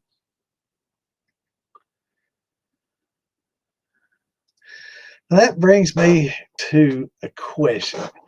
Now, this is something, I still don't know the definitive answer to, but I guess different people call things differently. I always grew up calling a split brandy just meant that you use different fruits to make the brandy, right? So you might have had a blackberry, elderberry split brandy, that had both fruits in it, or an apple, whatever, banana brandy, that was split between the two fruits. And then mountain brandy for brandy that had fruit and grain. So basically, using the word split brandy, that a lot of people. So I'm not saying one's right or the other one's right. That's just what I've always heard, but I've never found a definitive answer one way or the other because I've seen both, called both, and so I'm not so sure anymore. You can do that. You can run a fan in a radiator, but it's it's it's not going to keep it that cold, right? So that's good for, like a car with, if you want to, you can use antifreeze and you can use other things inside your cooler as long because it's not coming into contact with the distillate. A lot of people freak out. Oh my God, you can't use. Yes, you can use ethylene, ethylene glycol or whatever to as a coolant. A lot of people use it in their jacketed steels to heat with too. Um, but yeah, you could use a radiator and a fan, but it's it's not going to be efficient enough. You really have to have that compressed chiller.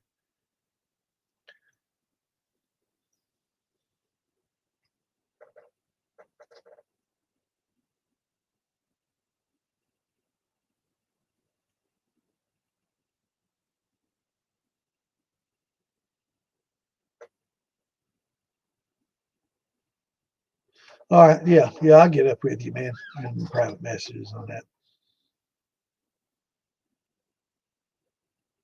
Yeah, we'll try to work it out.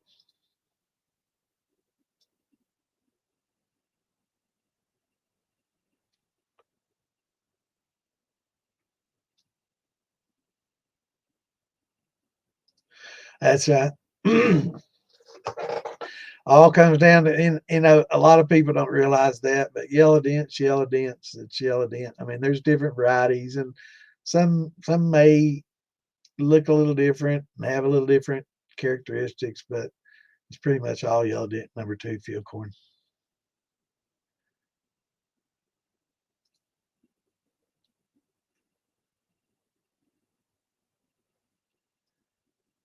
I don't know if we would be able to take any kind of shine gifts because we're going to be traveling through 5 different states. We'll be driving down to Arkansas at that time. So I don't know. I would be traveling with a bunch of shine. I'm paranoid about that. Yeah, I look the part enough. They pull me over like, all right, Jerry Garcia, get the fuck out of the car. I want to search it and all this other. They see this beard and they see me and they're like, uh-huh. I can tell this dude's a moonshining pothead. I don't know what all Jerry Garcia looking. Yeah. Well, yeah, especially when they hear me talk to, they hear that country accent. They're like, yep. All right. Step out of the car, son.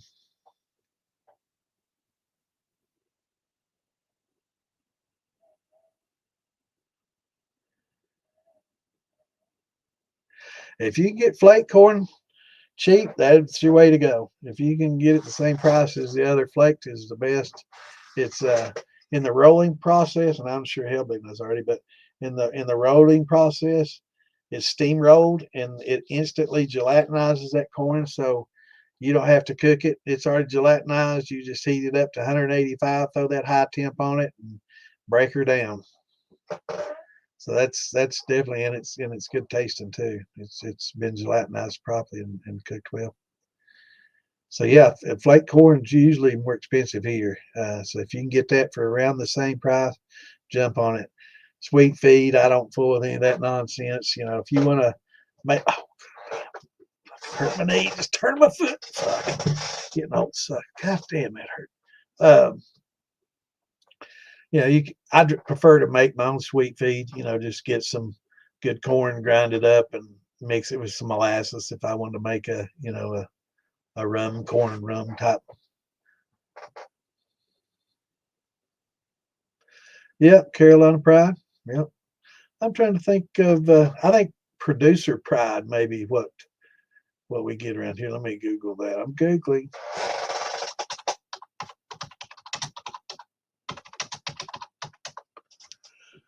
Yeah, producers pride whole corn, Tractor Supply, $11 a bag. Get it. That's good stuff.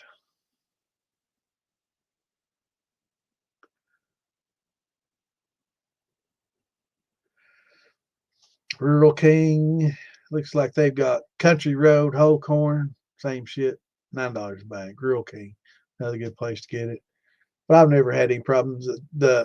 We've got both here, but Tractor Supply is a little closer. I go to them. They're considerably closer. It's about half the distance for me, so I always go there. I've never had any problems with the producer pride that I get from them. I knew that's what the name was. I want to make sure, though, I don't want to quote y'all something wrong on here.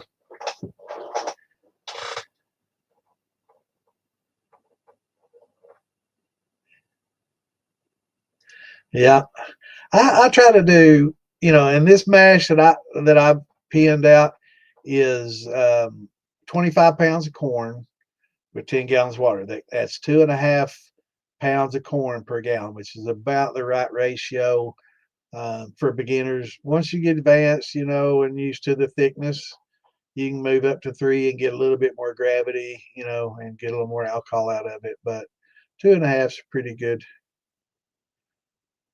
Yeah, mountain brandy, split brandy. I don't know that they're not mutually the same or exclusive. It's just we've always called grain fruit mountain brandy, like apple rye has always been called a mountain brandy, and then different fruits making a brandy, a split brandy. But I've talked to other people, and that's as old as me, and they're like, well, now where I grew up, everything was a split brandy, whether you use grain or another fruit. We just called it a split brandy. A mountain brandy, I had never heard of that. And some people, oh yeah, mountain brandy, that's if you use fruit and two different fruits, or grain and fruits if you use different. So I don't know. I don't know that there is a factual answer for that yet. AI doesn't know.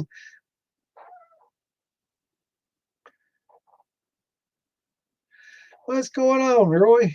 What's up to, brother? I'm doing all right till I just hurt my fucking knee, man. I turned my foot. I guess I turned my leg and my foot was planted on the ground, and it twisted my damn knee. Fuck.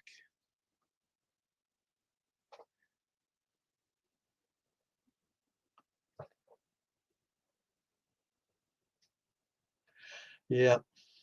Yeah, that's for sure, Curtis. Yeah, the producer's pride I've had pretty good luck with, but some places, some Tractor Supplies aren't all the same. You may go to Tractor Supply in Wichita, Kansas, and it be the best damn corn and the cleanest and the finest, cleanest Tractor Supply you ever been to. And you can go to Cummings, Georgia. If anybody hears from Cummings, I'm just throwing this out there as just an example.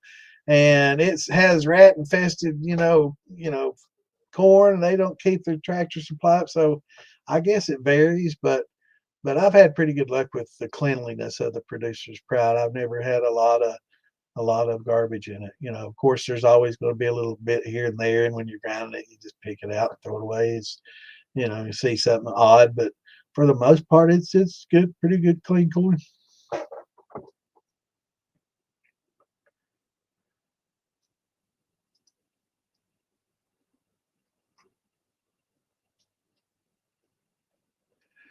Yes, sir. Yeah, corn flakes are basically rolled corn. Now corn flakes, the cereal, they basically taken the corn, ground it up, added vitamins, nutrients, fortified iron, which you don't want, a lot of things, mixed it all up, and then they shape it and then roll it, and then they steamroll it into flakes. But it is cooked. It is gelatinized once they steamroll that. But that's not going to be as good as just a flaked corn. You're going to have a lot of other stuff in there, which for the most part's fine. It helps feed the yeast, and most of that stuff's good. You just don't want a lot of iron. A lot of people talk about putting vitamins and supplementing um, your yeast. Now, there, there's two different things. There's yeast nutrients, and then there's yeast energizers. And yeast nutrients is basically the ammonia and phosphorus and that you need to feed your yeast properly, right? Just to give them the basic nutrients that they need to conduct their fermentation process. But the energizers, a lot of times they're used to supplement the yeast nutrients, um, to give it a more full bodied, I guess you could say, nutrient that covers a lot more bases. But a lot of times it's also used in stuck fermentations to help unstick them, and not necessarily used with at the beginning. Some people do, some people don't. Some people use it, to help break up the stuck fermentation and get them energized and going again. And that's what that EC1118 yeast is also good for, is stuck fermentation. So a lot of times people will use energizers and EC1118 to help unstick a fermentation, because sometimes once they get stuck, they're a little stubborn to get started again. But the energizers will have a lot of vitamins and minerals and things in there that your yeast nutrients generally don't have. But the yeast nutrients has pretty much all that's needed to keep the yeast happy and going. But there's absolutely nothing wrong with using an energizer. Just don't use too much, because you can use too much nutrients and you can use too much energizer and affect the flavors and affect the happiness of the yeast. You can overfeed them. What's going on, Mr. Perry? Doing good, except for my knee. Fresh corn, awesome. Yes, sir.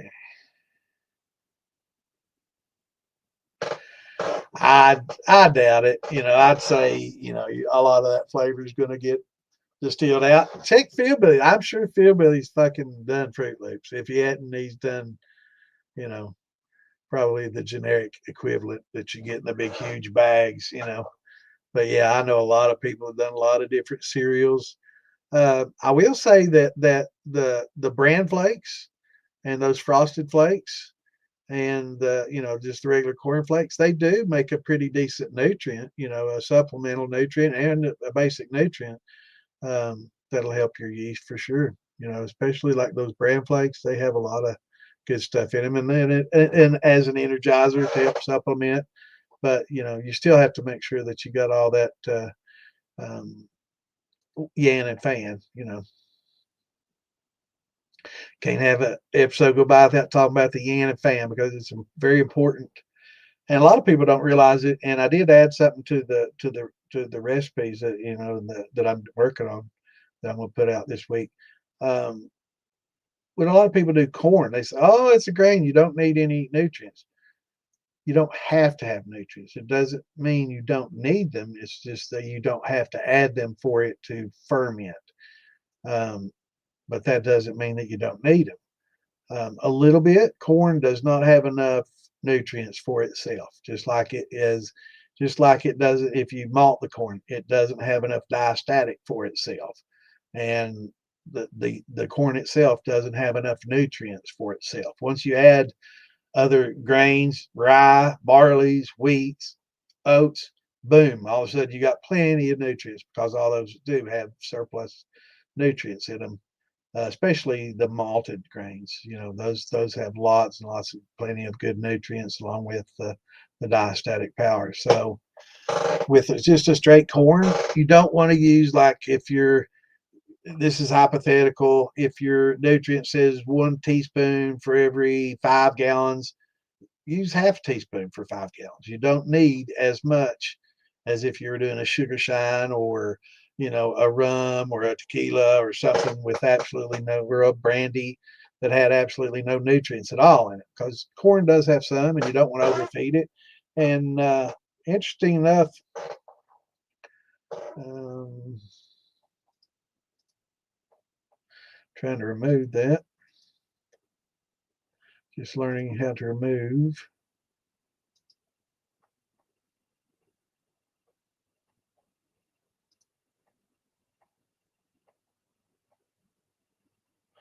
I guess I'll have to go to Twitch to take that out.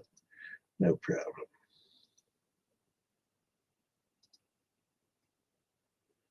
Bear with me.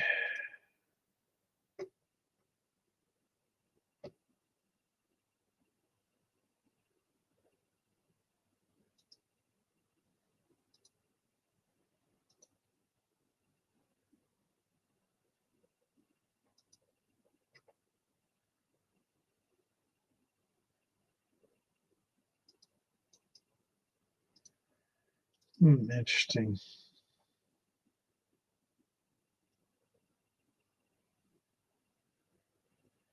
Oh well. I'm not gonna dwell on it. Anyway, don't click any of those links. Anytime somebody puts a link up there, guys, gals, don't click on it. Unless I'm putting it up there or Clint or somebody that's in here regular that we know, no, these people just trying to make a living, but they spam these groups and they go through and they try to sell viewers because everybody has to have a lot of viewers, and it's, you know, I don't need fake viewers. I don't care about all that. I'm just here to teach and talk, share information.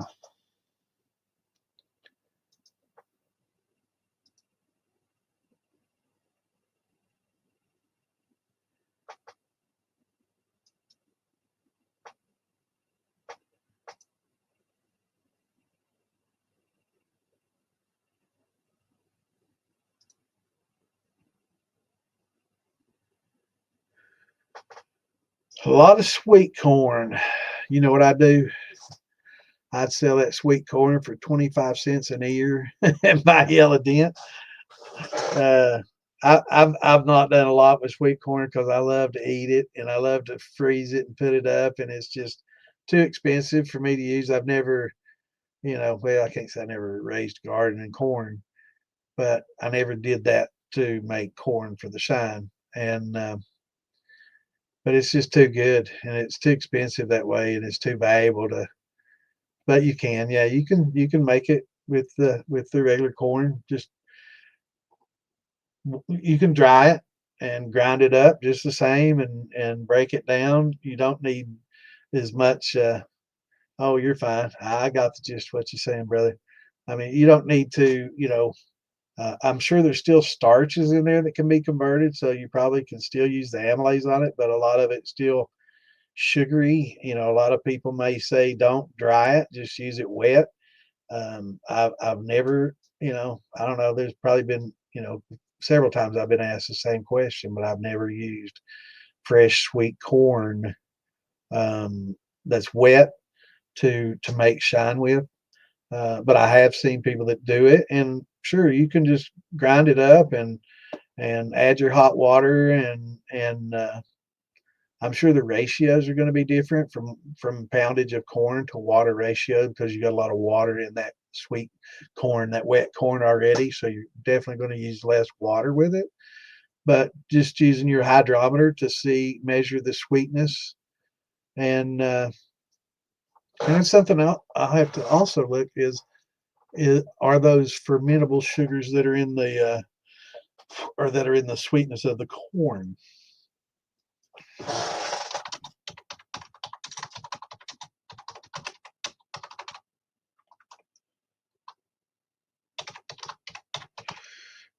Sweet corn juice fermentable. I don't. I know it's fermentable, but do you need to break it down? So yeah, it's got the sugars, and it's not as starchy. So sweet corn provides simple sugars, right? That yeast can break down. So there you have it. Yeah, you can actually you can probably grind down the cob and all in sweet corn and just grind it all and uh, and get all those juices out of it and press them out, or just ferment it on the grain. But yeah, you could grind it up cob and all. Uh, but put your hydrometer on it and get your gravity, and you'll know pretty much how much water, if any, you'll need to add to it. So I'd start with just basically grinding, mulching the corn down. I mean, if you got a certain method that gets off. I know a lot of people when they freeze corn, they run it through a little. It's got like a little loop.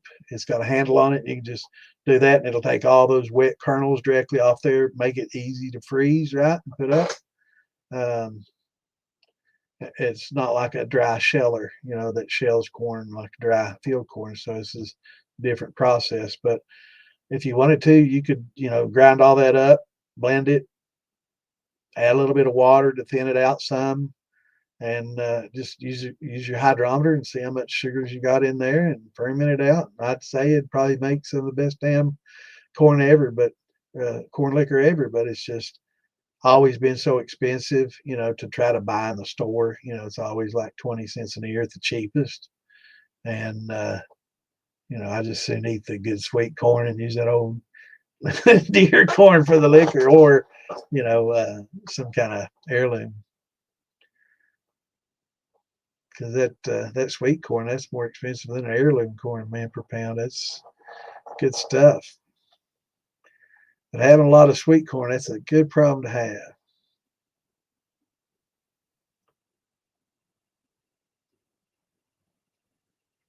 Yes, I remember you, Texas Dan. What's going on, brother?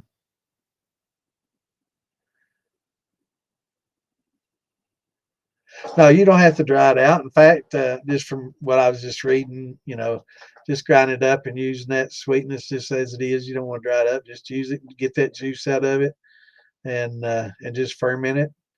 But they do have grinders, that can handle wet grains, and then some of the grinders are dry only. So if you do buy you a good meal, make sure you get one that's capable of wet grains as well, and that would definitely be perfect for this. And like I say, you could grind up the cob and all, and because there's a lot of juice in that cob too, and make you a good sweet corn mash out of it.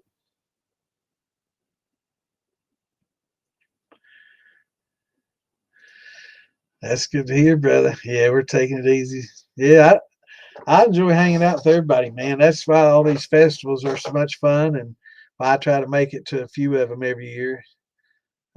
We're going back down to Clinton, Arkansas at the October 30th. They have a festival down there on the first, and we went there last year, so we're going back again this year.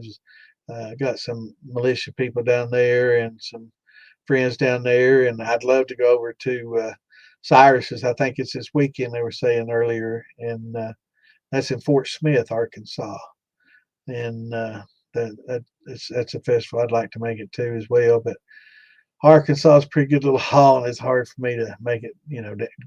12-hour, 14-hour drives. It gets pretty tough. I try to make all the ones around the Kentucky, Tennessee, West Virginia, Virginia, Ohio, North Carolina, South Carolina area. All those are within 4 to 6 hour drives. So it's not too bad, a couple to, I think Fieldbillies was a couple hours drive for me, and Beattyville was like 45. I didn't get to make it there this year. I went last year, wasn't able to make it this year. I had a reunion to go to, but most ones I go to are 2, 4, 6 hours away at the most, and but those 12, 14 hour ones are pretty tough. 5 ears of sweet corn per gallon. Well, that's good to know, brother. And you don't add any water to it at all. Well, that's good to know. I've not used sweet corn. That's, to me, that's for that. The cheapest I could buy that would be $1 for 5 ears, and that's once a year. I can get it for about 20, 25 cents an ear. Normally it's like 40, so that'd be like $2 per gallon. So that's not too bad, though, I guess. So you're adding 5 ears of sweet corn to a gallon of water, or how does that work? Do you add sugar as well?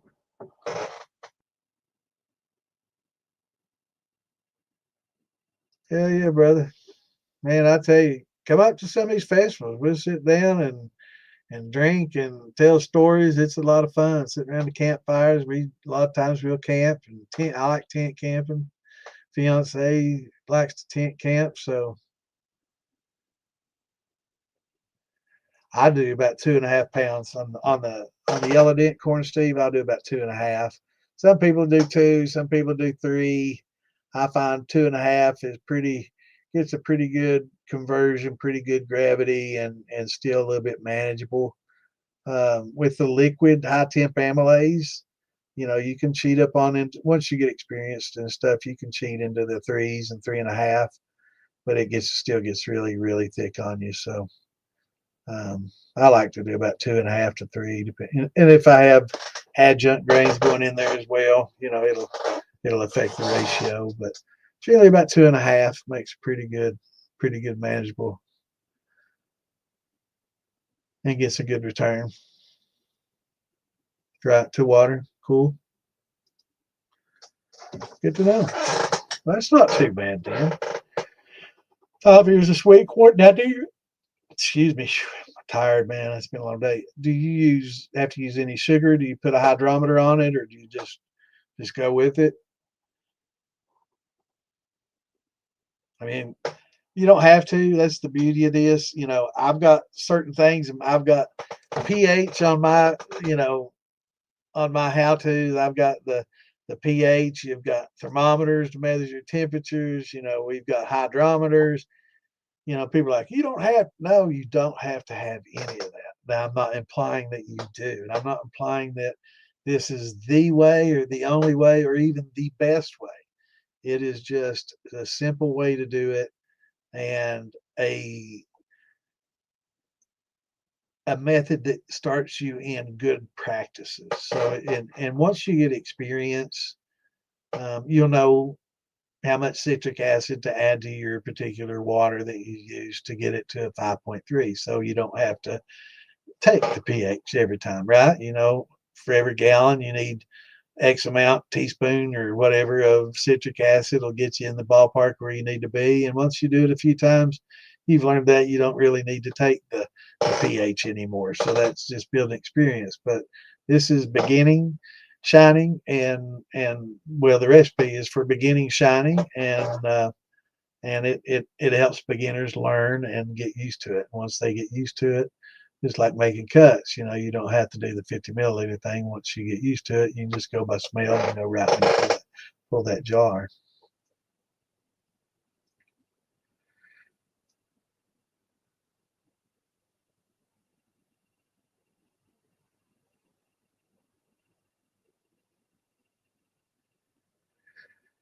Yeah, I've never done it that way. I still say I just soon put it up in a freezer bag and eat that with my meals, and just use that old producer pride I get cheap as fuck. It makes good corn. But I will say, creaming it, when I saw him talking about creaming it off the cob, kind of made me think now that would be a really good thing to add to your infuser, your thumper, if you were doing like an all corn run and you wanted to get some extra corn flavor. Because I do like adding a cream corn to my infuser when I run corn, because it adds a lot of good corn flavor. If you've never infused with cream corn, you got to give it a try. Just put that in your thumper or in your infuser. If you got jar rigs, put it in your jar rigs. Um, yeah, absolutely. Absolutely experimental. That's exactly right. Just out of curiosity, with the 5 ears per gallon, is I know it's going to vary a lot depending on how sweet the corn is and how sweet it is. That's that's the name of a good sweet corn. Uh, or peaches and cream. All the sugar contents will vary a lot in those. There's the silver queens, and I remember that how sweet it is. I hadn't had any of that in a long time. My grandparents used to grow some of that. I guess they still have it. I haven't seen that corn in a long time though. It was a good old corn. I liked it. It's silver queen. I like that too. Now all you see pretty much is a GMO peaches and cream, but it's not bad. I eat that a lot. And for people that don't know, all corn is GMO. It's a genetically modified organism. Now, it doesn't mean it was genetically altered. It's genetically modified. And selective breeding is a process that brought corn up from a grass seed to the current cob and kernels we have today. So all corn, 100% has been genetically modified through selective breeding, but that doesn't mean genetically altered.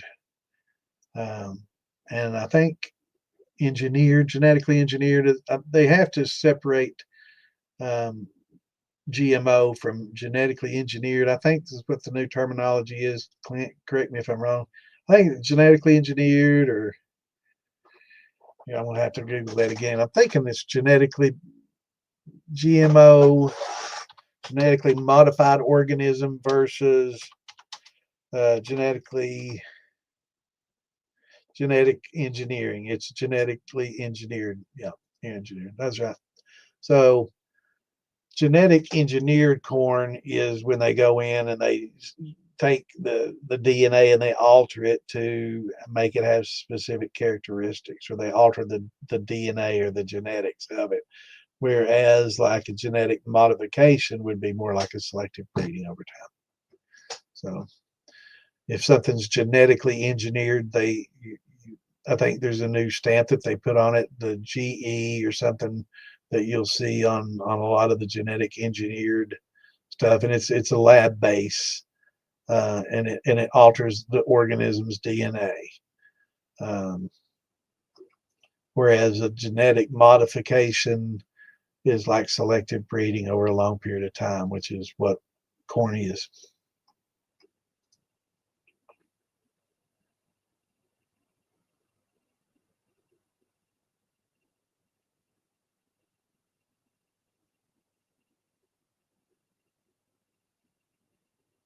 Yeah, yeah, you don't want to thin it out too much.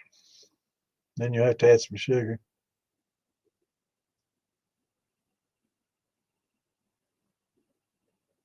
No, no, genetic modification, GMO, all corn is GMO because it was selectively bred over many, many, many, many hundreds of years. And it started out as a grass seed, and they just selectively bred. They only kept the good, eliminated the bad, and only kept the good. So awesome. I have to check that out. So just the selective breeding process is genetically modifying it. Whereas what was happening is we we were using the GMO term for things that were selectively bred and things that were genetically altered in a lab with DNA gene splicing and things like that, and uh, and they decided that no, that that's kind of, we need to differentiate between something that's just genetically modified versus something that's genetically engineered. So that's why they came up with the new GE moniker for genetically engineered food for people to make, a decision on whether or not they would want to consume something that was made in a lab versus something that was just naturally modified over a long period of time, right? Yeah, GMO is genetically modified organisms. That's what GMO means. But genetic engineering is when they change genes and genetically alter um, the DNA in a laboratory. So you'll see the difference between GMO and GE, genetically engineered, in any food that's genetically engineered. But technically, by the definition, GMO, all corn has been genetically modified from its origin. So technically, all corn is GMO.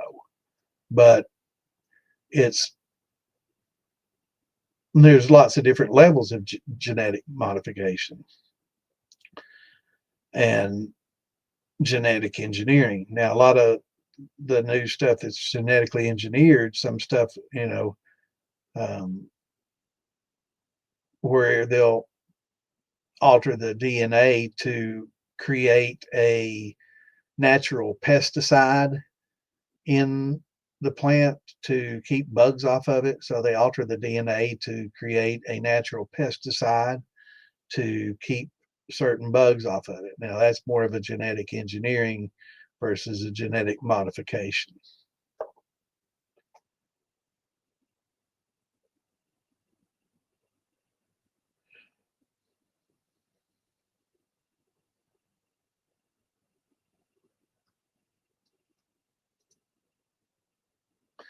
What's going on, Kimbo? What's up, brother? It's good to hear, man.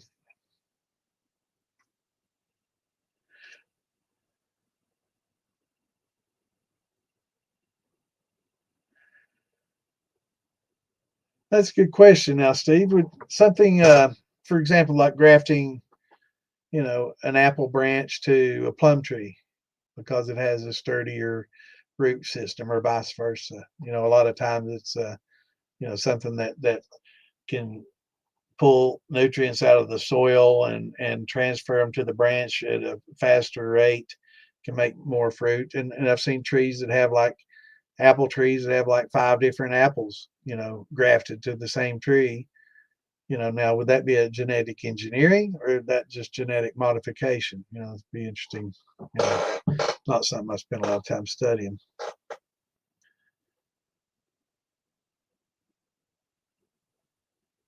What's going on, Mash brother?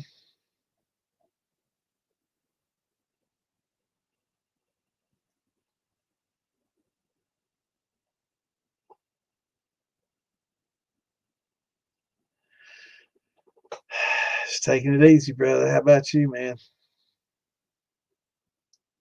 So anyway, I do have the for most of you guys, a lot of you guys, this instruction thing will be probably, something that you definitely already know. But for beginners, I think it'll be a great place to start. And for, people that's just worked with rums and sugars and just getting into the grains and hadn't had a lot of success at conversions.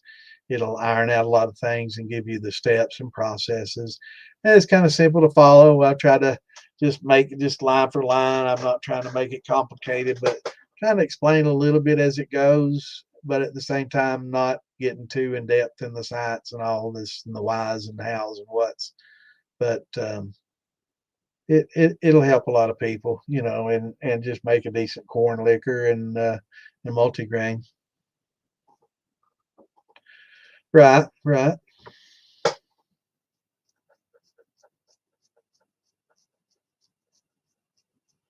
So that's just cloning. Basically, when you take a cutting off another tree, you root it. That's cloning. So would that be that's I don't know if that would be considered GE or GMO or just cloning. I don't know. But sometimes they'll take a branch, right, and graft it to a little, they'll cut the skin off a tree, the bark off a tree, and skin it back, and skin that phloem off, and then stick it to it and wrap it, and after so long a period, it just roots right into that tree and becomes part of the tree. Um,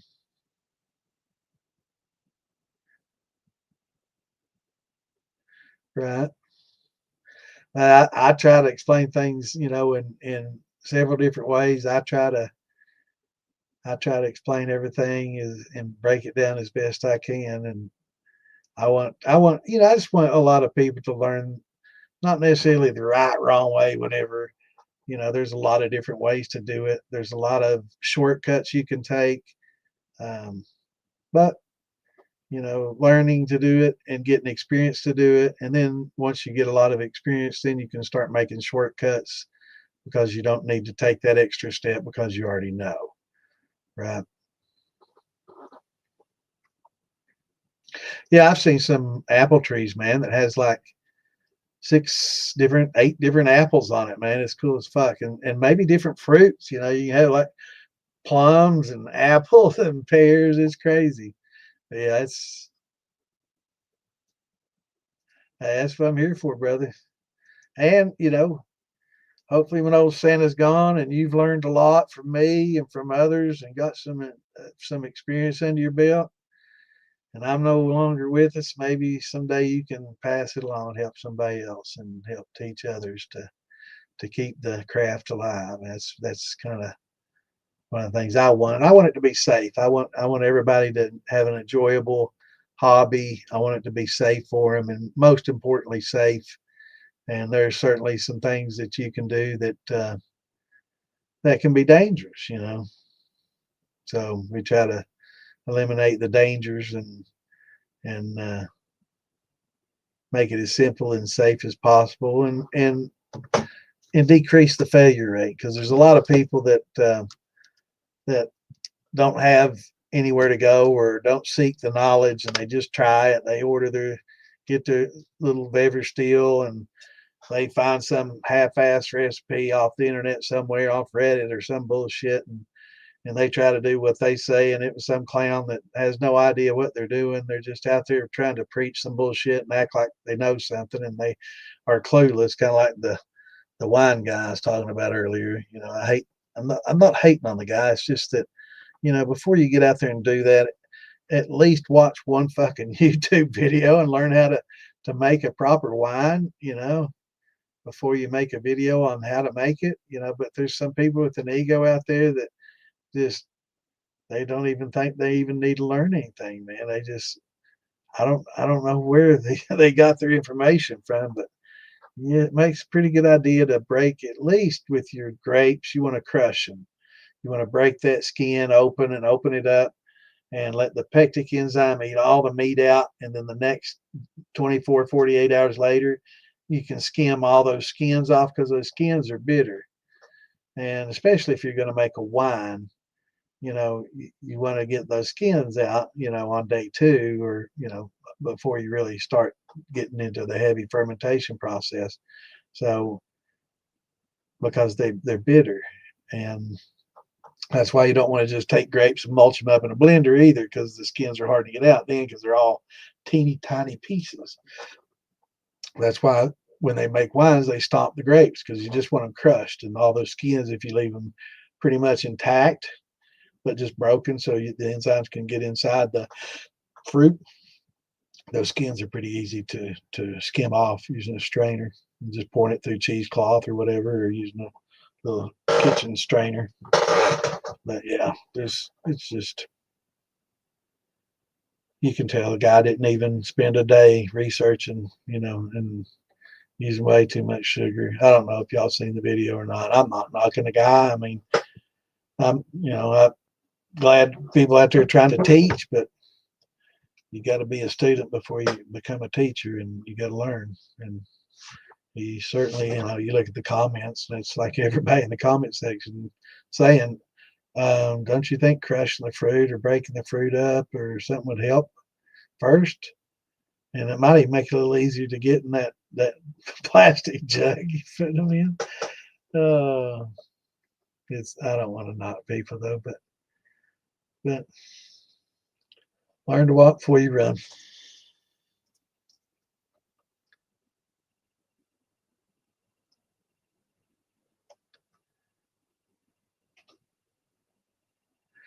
Yeah, it's very interesting.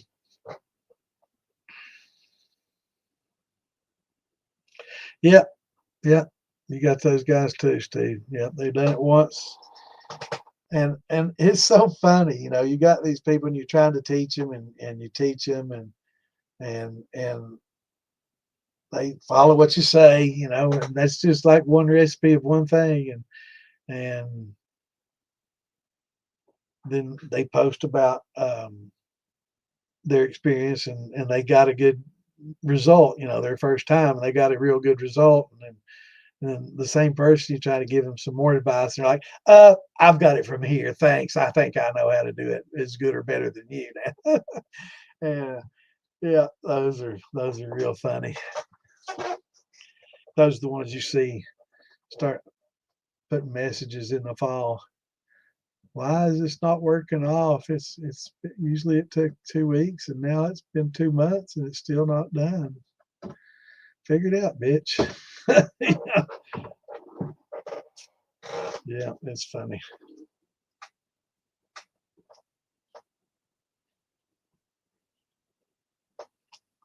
Yeah.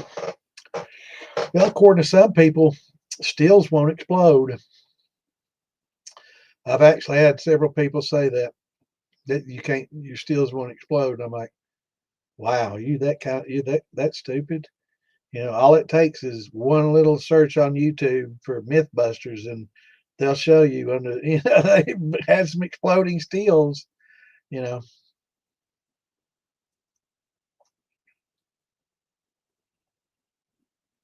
yeah. Now I do. I've got a buddy. That comes on, and I guess Captain Phil.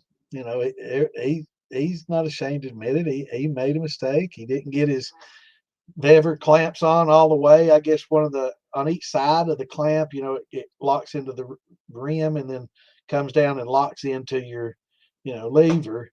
And I guess one of the legs came out of the lever and it wasn't clamping down on that side real well. And he went out to have him a cigarette while his steel was running and he didn't know that it was shooting steam out. And eventually, he's using propane. Eventually, that steam caught on fire and he walked in and it was yeah, they lost a implode and his old ceiling was like boom, it just on fire, man. And fortunately he had a fire extinguisher and put it out and it made me think I don't even have a fire extinguisher, when I run it on my stove. I know it's not got an open flame, but it's always good to have a fire extinguisher in your shine shack or anywhere you're around, especially if you're using propane open flame.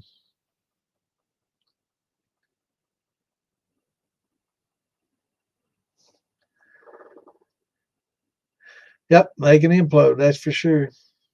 That's another good thing, is when you get done running, you need to open up that steel and let air get to it and not leave it closed up. And I think every steel should have a valve, just a simple gate valve, open, close on the lid. So whenever you get done with your run, just boom, open it up and let air get directly into that steel. That way you don't develop a vacuum. If you it's a lot easier to do if you've got a thumper. A lot easier to get that vacuum issue with a thumper because it can't remedy itself quickly enough, so it just implodes once it starts cooling off. So just put your a little ball valve, be even better, than a gate valve, I guess. Ball valve on top, just boom, open it up and just half inch, 3/4 inch ball valve on the lid of your steel. I think every one of them should have it. I mean, a lot of them have these vapor lock and and pressure. So if the pressure builds up too much, it releases, or if you get the negative pressure, it will allow air in. But those can fail. They're inexpensive. A lot of times they're China made and they're cheap and they can fail on you. But there ain't nothing like a good old ball valve, man. Just open that son bitch up and it ain't gonna fail you, you know. Especially if you got a $3,000 copper steel sitting there. Yeah, I ain't gonna depend on no $5 fucking part, you know, for a vacuum lock. Nope, nope, nope. Put your ball valve on there.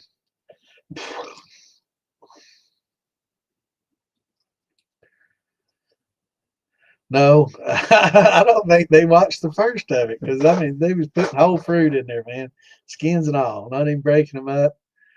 Big, nice, beautiful scuppernongs too. Big golden, big old scuppernongs. And he's having trouble getting them in there without breaking.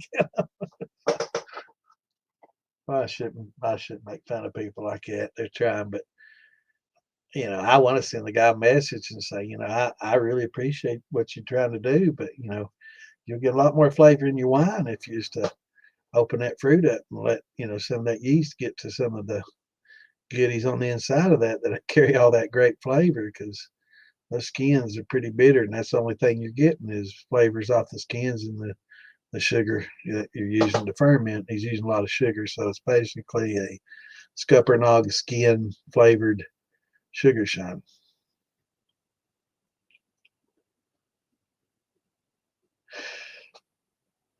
Yeah, the electric elements work great.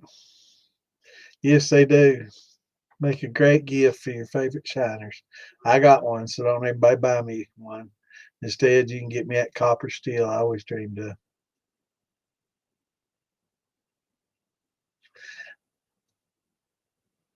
So, all you Bitcoin billionaires out there listening, if you want to help old Sam out, now you know how. How you, Miss Lisa? We was talking about you earlier. Was yours burning?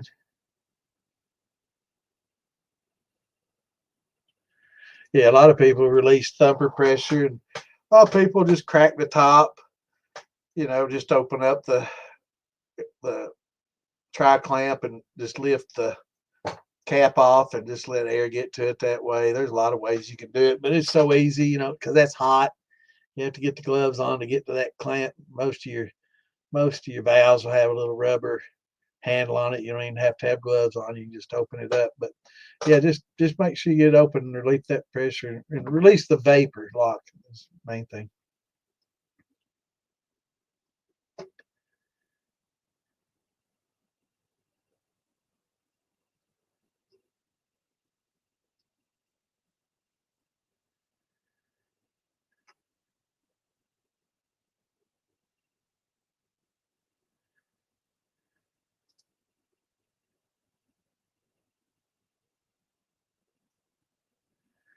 Yeah, that's what I was saying too, Billy. Yeah, I say 400 to 500.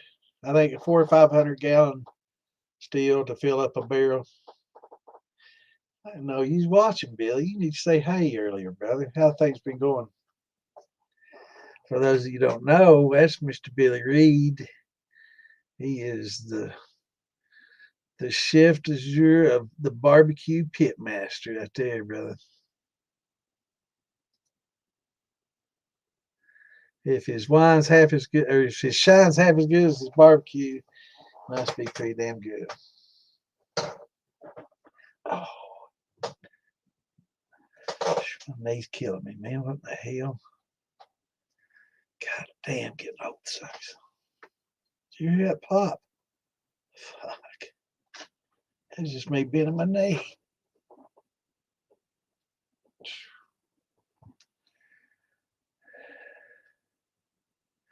Yeah, you can. I've even seen people using the old waterbed heaters on their big barrels and stuff and wrapping it around. I used oil field heaters, the little oil field radiators, electric. I just I put 2 or 3 barrels, 4 barrels, and I'll sit it right in the center of them. And just, every day or so, I'll go in there and turn the barrels because I don't want to stir it, right? You don't want to stir it up. So I just real easily turn the barrels and kind of, because you can feel the outside of the barrel get warm. So I just turn them every once in a while and till you back out passing gas. Oh my God. Well, my knees are bad, and my shoulder's bad. I dislocated my shoulder when I was young. I guess I was senior in high school. It was after football season was over, and I was going to try to play college ball. But after I did that, that kind of 99 that idea and tried to get in the military, and they weren't interested in somebody with a dislocated shoulder either. I wasn't able. It hadn't healed, and it was back in the '80s when the way they operated it on it then is barbaric by today's standards, man. I talked to the doctors today, the way they did it, and they just shudder. They can't, they just went in here and cut a tendon from my pec and stretched it around, stapled it into my clavicle in the back and into my shoulder bone here just to keep my arm in. And I've got a lot of bone missing from my rotator, and they didn't bone graft or nothing. It's just, yeah, it's so I tried to get in the military, and I wanted to be in the military so bad I couldn't because of that. But yeah, getting old, you start feeling it even more. Yeah. Or barbershop.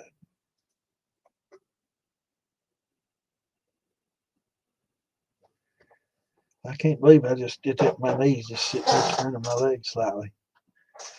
Lord.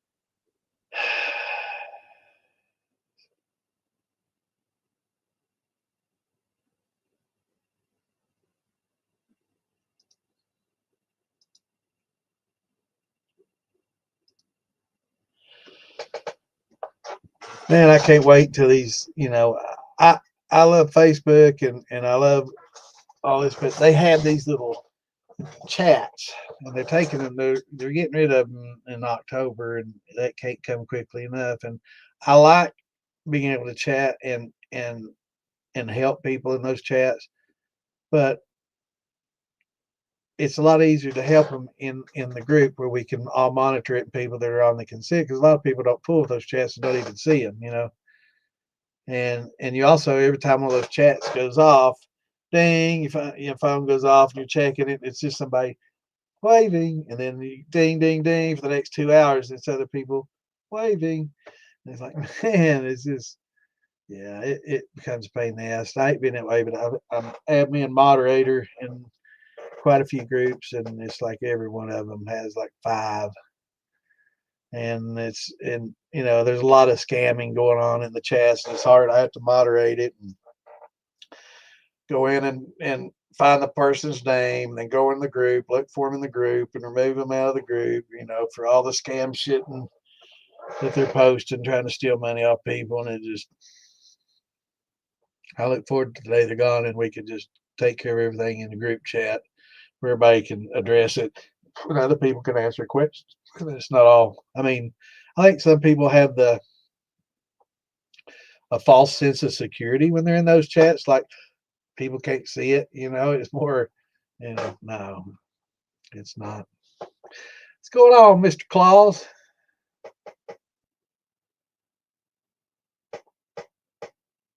Doing good, brother. How about yourself?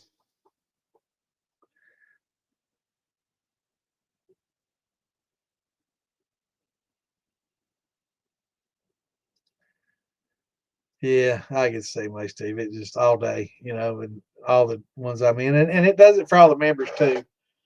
And it's just constant ding, ding, ding, and just people posting silly stuff, and it's never serious. And there's been a few times when people ask serious questions, and I give them serious answers and stuff. But for the most part, it's people that really don't know how to use the Facebook page yet, and they think this is where everybody's chatting and talking. And I try to tell them to go to the actual page and do it there and post your questions there, and or send a message to a member if you want to ask an admin or a member a question. Just send a message to them directly. But yep.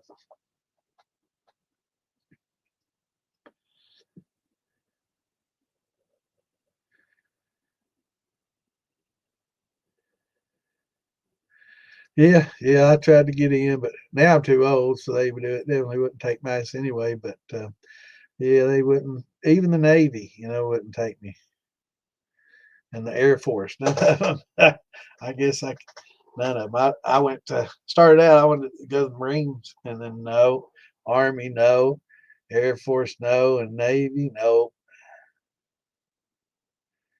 Yeah, you couldn't pass PT. You couldn't do the physical training.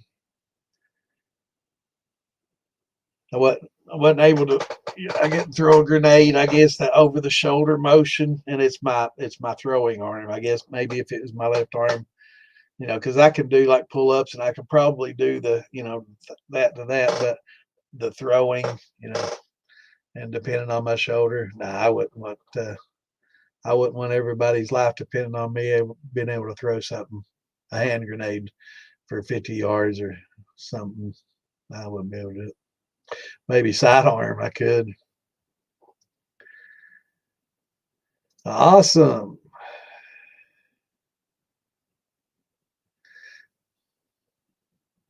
That sounds great, brother.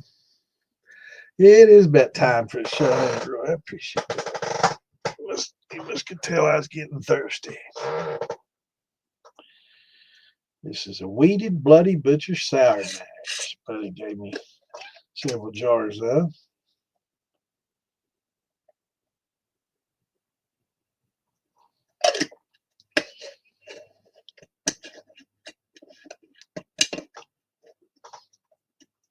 Yep, that's good.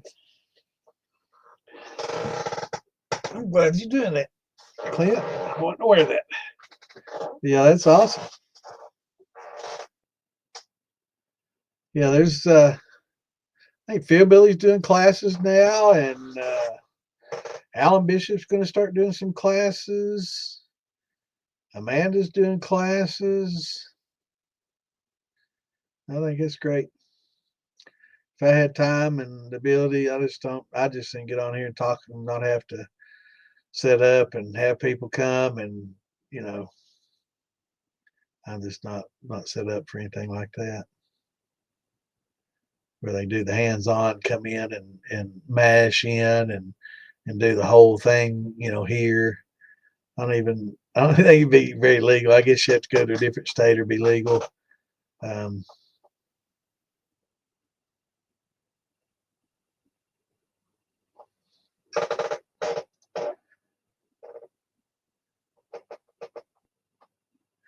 yeah, I got a little bit of vodka.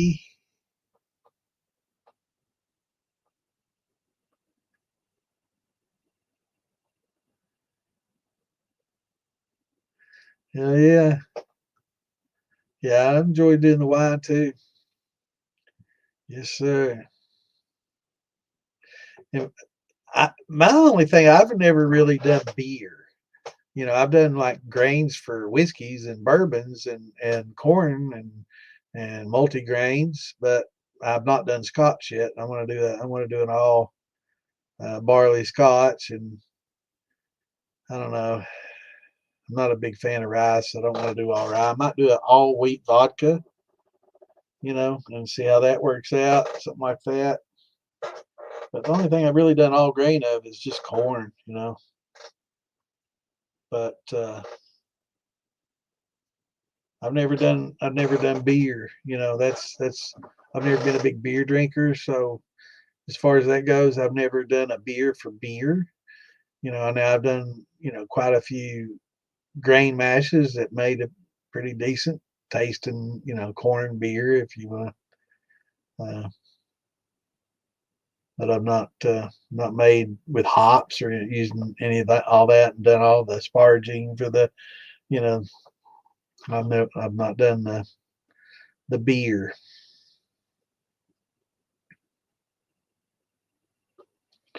with the hops and all that jazz. Just never been a big beer drinker.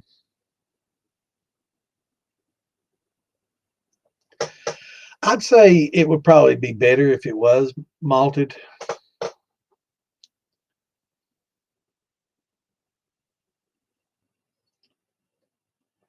Yeah, I like malting, using the malted wheat. It's got a better flavor, less grassy.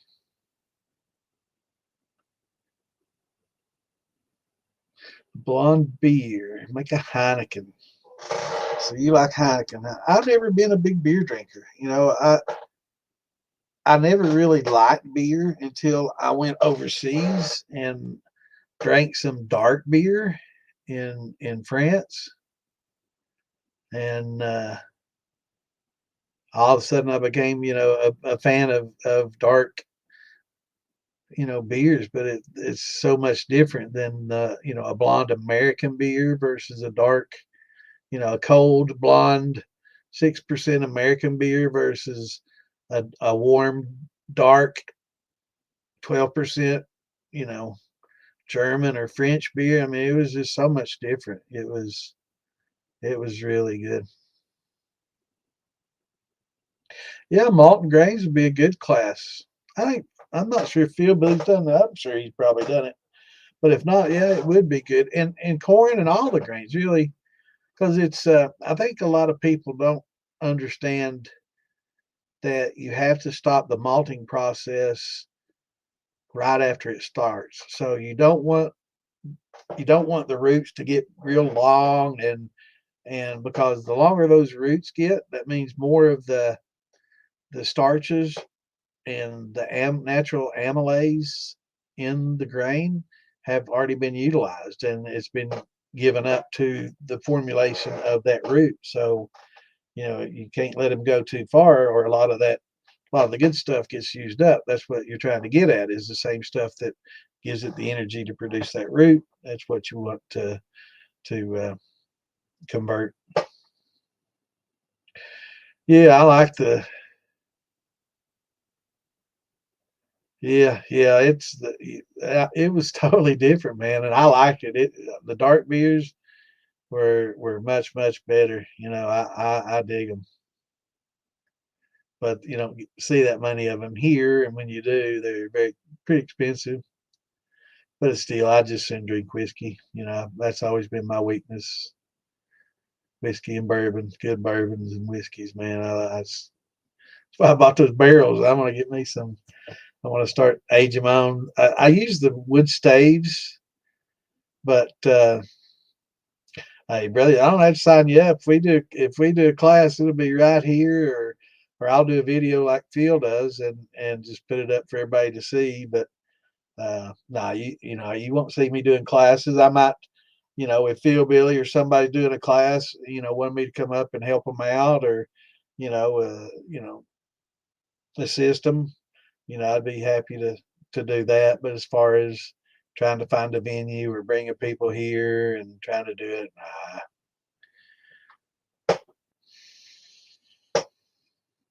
but yeah, those 5 gallon barrels will be pretty nice because they're easy to fill. 5 gallons is, it's not a lot of liquor to run to get. And 15, it's going to take quite a bit more to get the 15, but the 5 gallons are pretty easily filled, and they age quicker.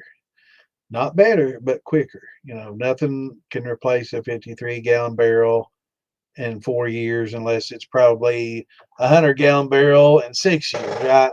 Which I don't even know if they have, but the bigger, longer, better, up to a point till it over oaks. But um, yeah, I'm going to fill the 15 or the 5 up pretty soon. I've got enough brandy to. It's going to be probably mixed brandy aged, and it's probably some of my better brandies will all go in there and make a good mixed brandy. And I don't care. I think once it aged, it's probably going to lose a lot of the fruit character.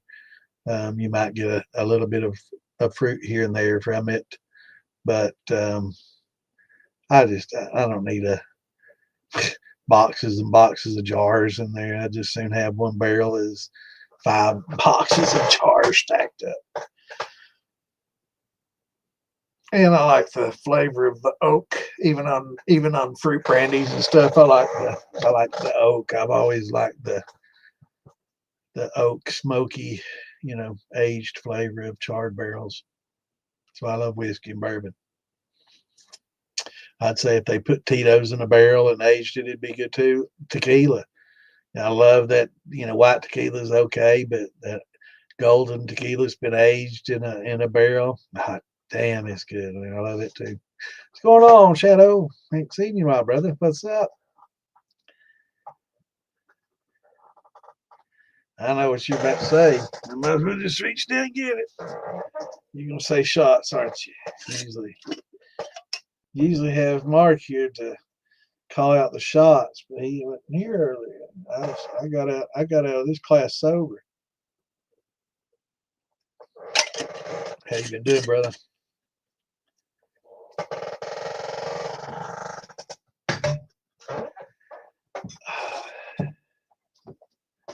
But yeah, I'll get that lady. Her name's Laura something. Let me see if I can find it in the list. I'm pretty sure she may have posted, but let me search barrel. Let's see if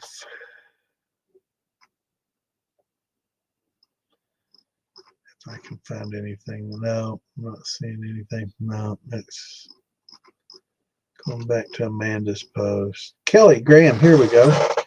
Her name's Kelly Graham, KELLIEGRAHAM. She posted September 11th on the Moonshine Militia page.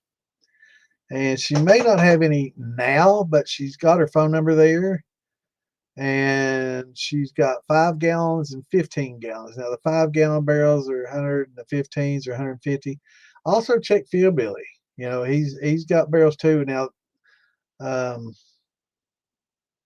not sure what he has in stock or what size.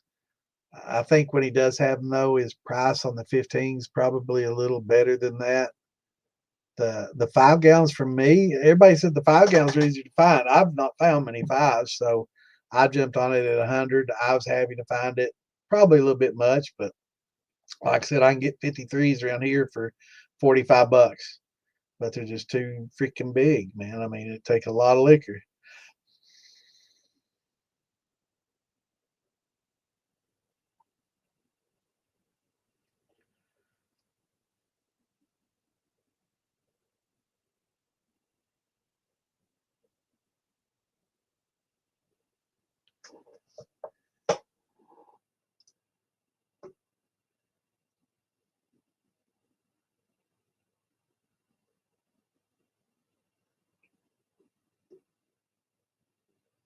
Yeah, I'm telling you, man. I love the oak flavor. I mean, I thought about doing some, putting some wines in, putting some oak. I've used chestnut tannins in some of my wines that I make. They make tannins to add to it to give that wood tannin bitterness, I guess.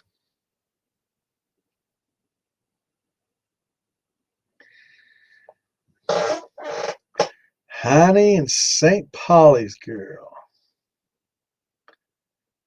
Yeah, I guess it's about like wine, headaches in a can. Same with wine. You drink that wine, man, it'll give you some bangers. But yeah, I love the oak flavor with the brandy, and it'll probably be a mixed. I'm not gonna put in my bad. I don't know, that watermelon is sucked. It was horrible. I might just rerun it and clean it up. I'll probably run it across some plates and clean it up in my column and include it in there just to get a little more alcohol in there. But yeah, that watermelon. I don't know if I've talked about that since that, but I don't think I'll ever do any more watermelon. Working with watermelon, the wine wasn't really that great, wasn't good. Only one of the watermelons produced a wine that I would call fair. The other two definitely not. 100% not. But those dark green round watermelons produced a wine that had a good color and a decent taste.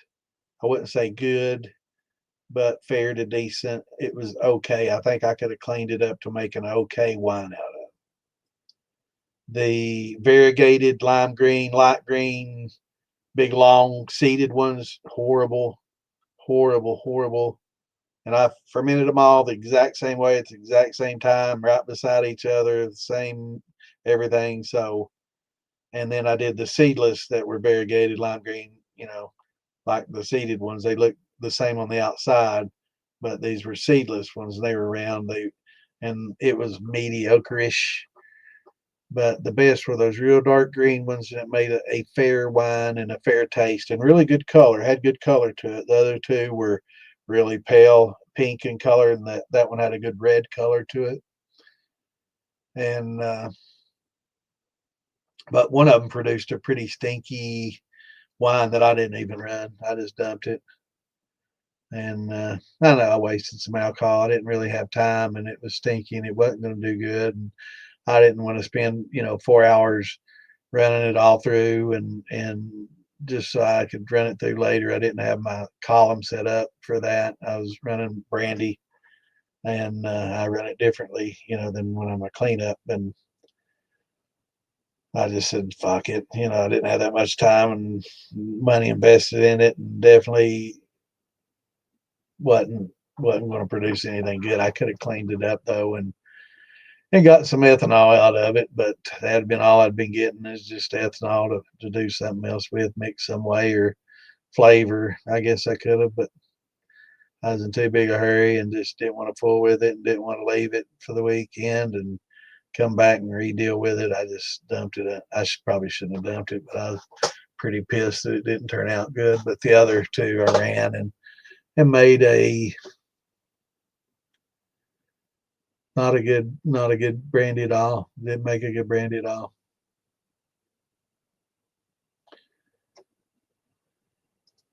Well, let me know how that pear carries over because it's a very delicate flavor.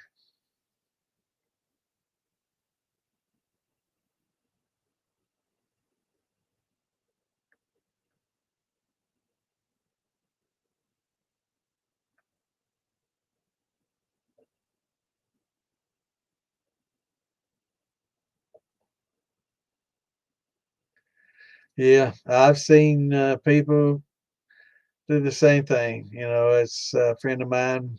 It's been about 5 years ago. He's had been in one of the groups, and he bought him a nice new steel. Man, he was proud of that thing, and I know he probably paid $1,500, $2,000 close to it for it.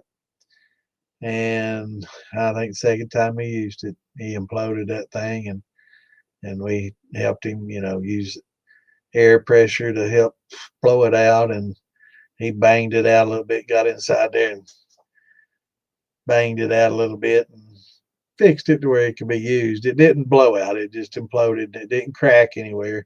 Fortunately for him, it didn't split and crack. But yeah, it wasn't good. How's it going, Bill? Good to see you from Russellville, Arkansas. Are you close to Clinton? Or are you close to Fort Smith? I think there's a festival going on this weekend in Fort Smith of Cyrus's. If you want to go to that, and November 1st in Clinton, Arkansas, we got a festival that I'll be at.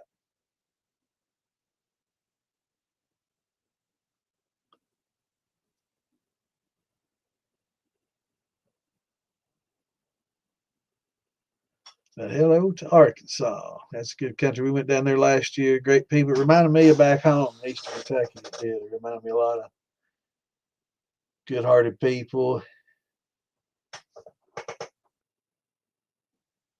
good country folks.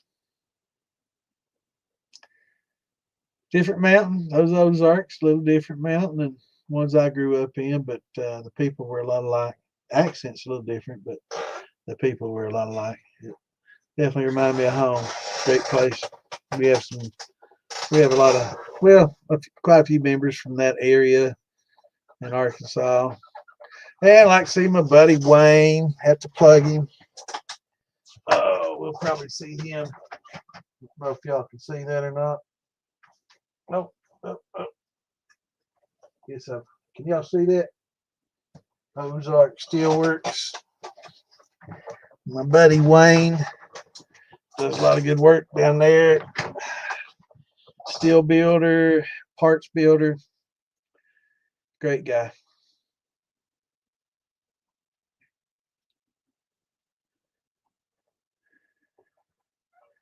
Yeah, might have to start one up there in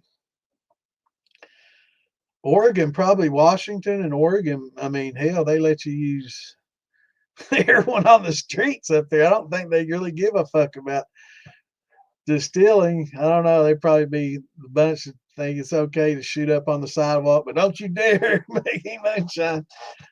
I don't know. They're pretty lenient about things up there. So yeah, you probably have some pretty fun festivals, man. They don't they let you do a lot. They let you get by with a lot up there.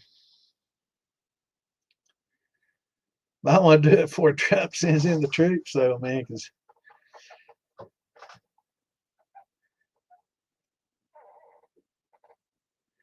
cherry plum and orange mash. Now, cherry plum sounds interesting. Orange, it'll be very unique.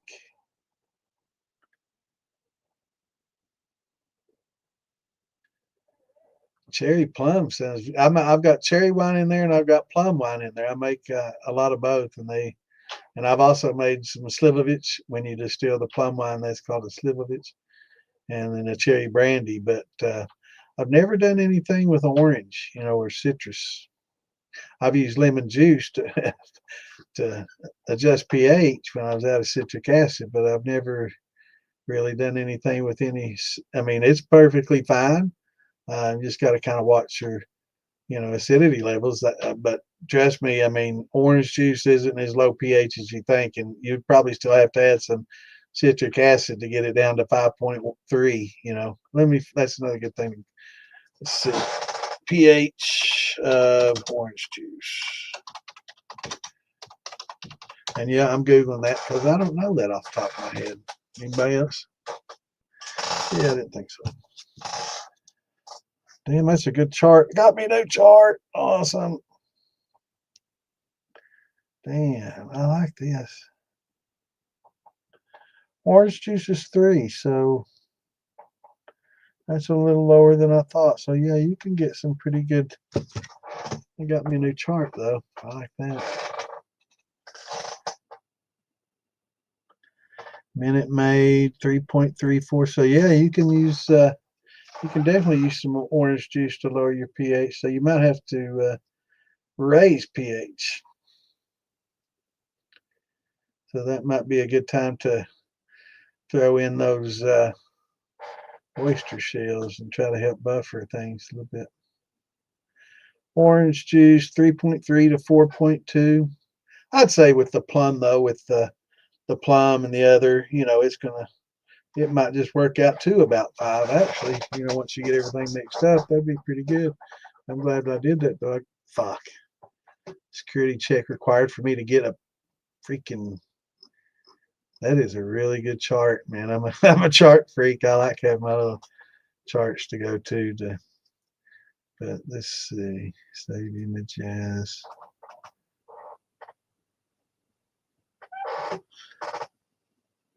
pH of fruit juices and fruit drinks. .png. Perfect. Awesome. That's a good little chart. I'll have to let me save that here as well.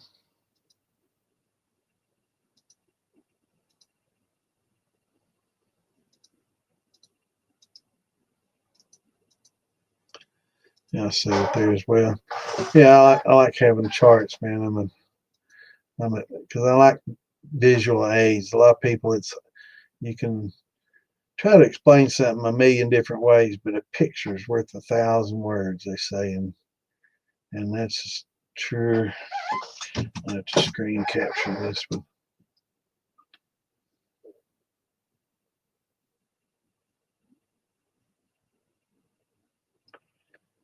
Cool. Now let me save that. pH of common foods, because it's got some alkaline foods as well on there. So I guess if there's any, it's a sideways. Yeah, there's really nothing. And see.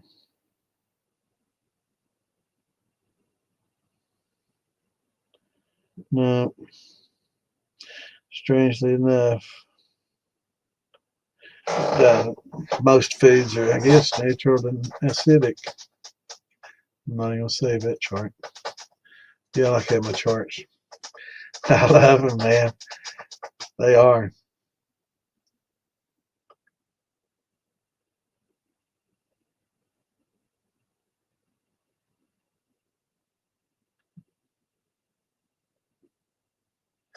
Did it have the head, a lot of heads in it? Headsy. Yeah, that's the thing about wine. You know, you gotta drink it kind of social drink with the wine because it's got all those fours and heads inside of it. People don't think about that, but you're not making any cuts on your wine. It's all in there.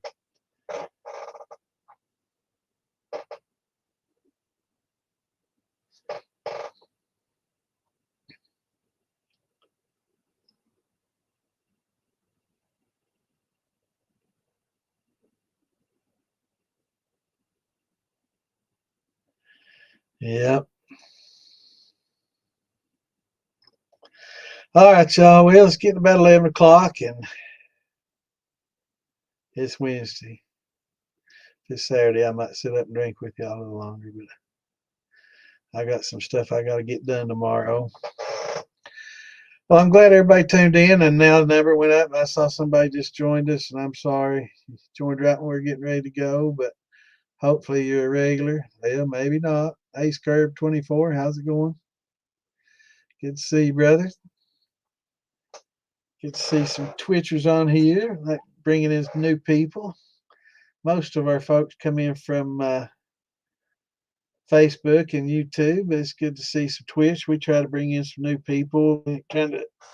We're on Kick and Twitch. I tried to do Rumble too, but hell, half the time it acts up when I try to add it, so I don't get to add it. But welcome. Well, I'm glad you're here too, brother. I thought maybe you're the one that just tuned in since you just said howdy, but if you've been here a while, that's great. Great having everybody here. Good night, Miss Tammy. Hello. Oh, it's Miss Mama B. What's up, Mama B? Daggone it. I hadn't talked to you so long. I miss you. Missed you out farm the bottle.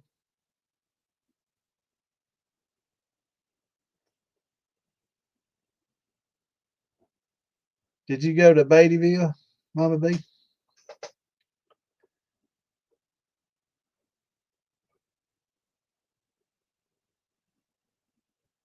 I wasn't able to make Beattyville, so I wasn't sure if he's there or not. I don't remember seeing any of the pictures. If he was, I'm sure Michael would have had pictures of you. He better. Miss you too, sweetheart. Good seeing you.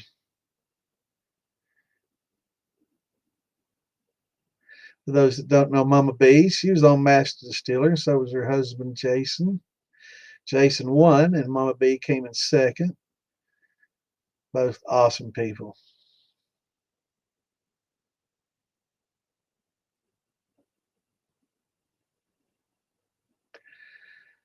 Yeah, I'll have to give you a call sometime, and we need to get caught up. Used to chat a lot when we had a open platform and brought a lot of people in, like on the Friday night show. We need to try to work towards something similar to that, and that was a lot of fun. But anyway, guys and gals, it's great seeing everybody. Thanks for tuning in. We'll be back here Saturday night, 8 Eastern. Hopefully, Mama B will be with us. Maybe we'll bring her on here and she can say howdy. But good seeing y'all. And be looking for those instructions. I'm going to post them in the militia page and the Moonshine DIY Shining Stuff page.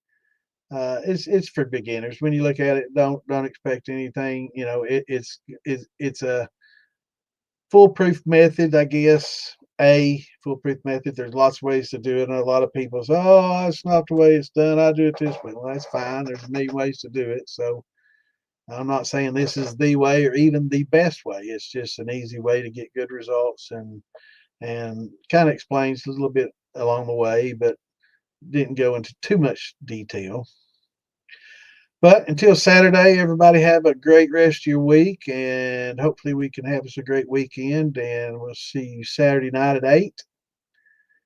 The pages are on Facebook, and let me post you the link. Well, let me go to the militia. Let me scroll up here. I'll post the link for you just 1 second, brother. Groups. Okay. All right. This first link I'm posting is the Moonshine Militia. That's a Facebook group. And have a lot of knowledgeable people in there. It's a great group of people. And the next link I'm going to post is DIY Shining Stuff.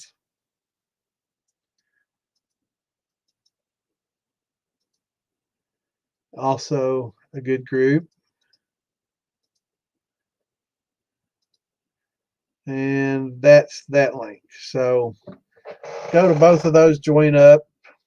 Also, I'm going to be shameless here. I need more people, and I don't do this often.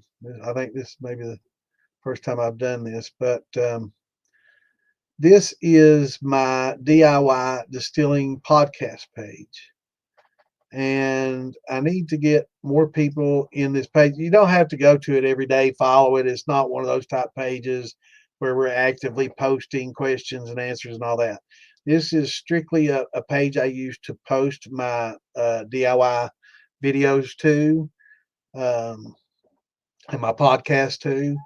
And the more people that I can get in there, the better the chances are that I show up in some of the Facebook reels and things like that. So if I can get more people in there, the better. And what you do when you go to the page, you can just click the follow button, but also down below that, you'll see 3 little buttons there. And I think you have to click one of those and literally join. So you can follow, or you can actually join the page. I think that's the distinction of the two. So it's not just following, it's joining. So definitely, if you can do that, it helps me out. And here's the link for that. So just to follow and join. But again, we don't put a lot of Q&A or anything like that in there. In fact, there's none. It's just videos. So if you want to watch some of the old videos, you can go there and pick up on some of my previous videos and some of the other stuff that we podcast to that page. And it's a great place to do that. But it helped me out. More people I can get in there. I got 315 followers in there right now. I think 500. Once you get to 500, you start getting more posts into the actual reels and stuff. So that would help us out in getting the word out to a lot more people, because we wanting to get more people involved in the hobby, and the ones that are involved, help educate them. And maybe we can find some that'll help educate us. I mean, there's some people out there that know quite a bit. So, maybe we can get some there. I appreciate it, Scurb. So everybody have a great week, and we'll catch you guys and gals Saturday night, 8 o'clock Eastern. same channel that you found us tonight. So, or you can get YouTube's probably the best to get notifications. So definitely go to the Fieldbilly Moonshine page that you're are watching on Scurb. Let me give you the Fieldbilly page. Twitch, I don't get my Twitch notifications when I go live, but YouTube, always. I always get my YouTube notifications. So let me give you Fieldbillies and the Militia page, and that's for everybody. That we also stream to, and that will help you get notifications because YouTube, very good about it. Every time I start my podcast, within 10, 15 seconds, ding, ding, I get it from Fieldbilly Moonshine.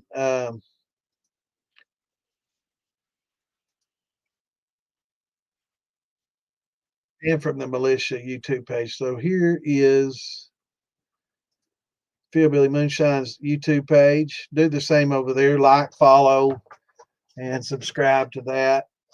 Fieldbilly does. You'll find a lot of old stuff Fieldbilly does there. He's in the business. So if you got like beverage steels, or you've got steels and you need parts and stuff, he's the man to see. If you need grains, you need just about anything to do with it, he can hook you up. If he doesn't have it, he can get it. Um, and he's got a lot of great videos on just a lot of fun stuff. He'll do serious stuff, and then we were talking earlier tonight, he'll do some Fruit Loops or something funny just to break it up and have fun. So great guy, man. I'm telling you, won't meet a better person in this world than Philbilly. I think the world of him, and he's a great guy. So follow him up and watch some of his videos. They're great. Some of them are very entertaining. Some of them are funny. Some of them are very educational as well. So check him out. But if you follow us on that page, every time we go live, you'll get that notification from YouTube. Facebook, Twitch, it's hit and miss. I don't get any Twitch notifications, but I do maybe 20 to 30% of the time. On Facebook, I'll get a notification, and a lot of times it's late. But YouTube, bing, bing, man, they on it. So there's that. And let me see. Let me give you the Militia as well for those that want that link as well.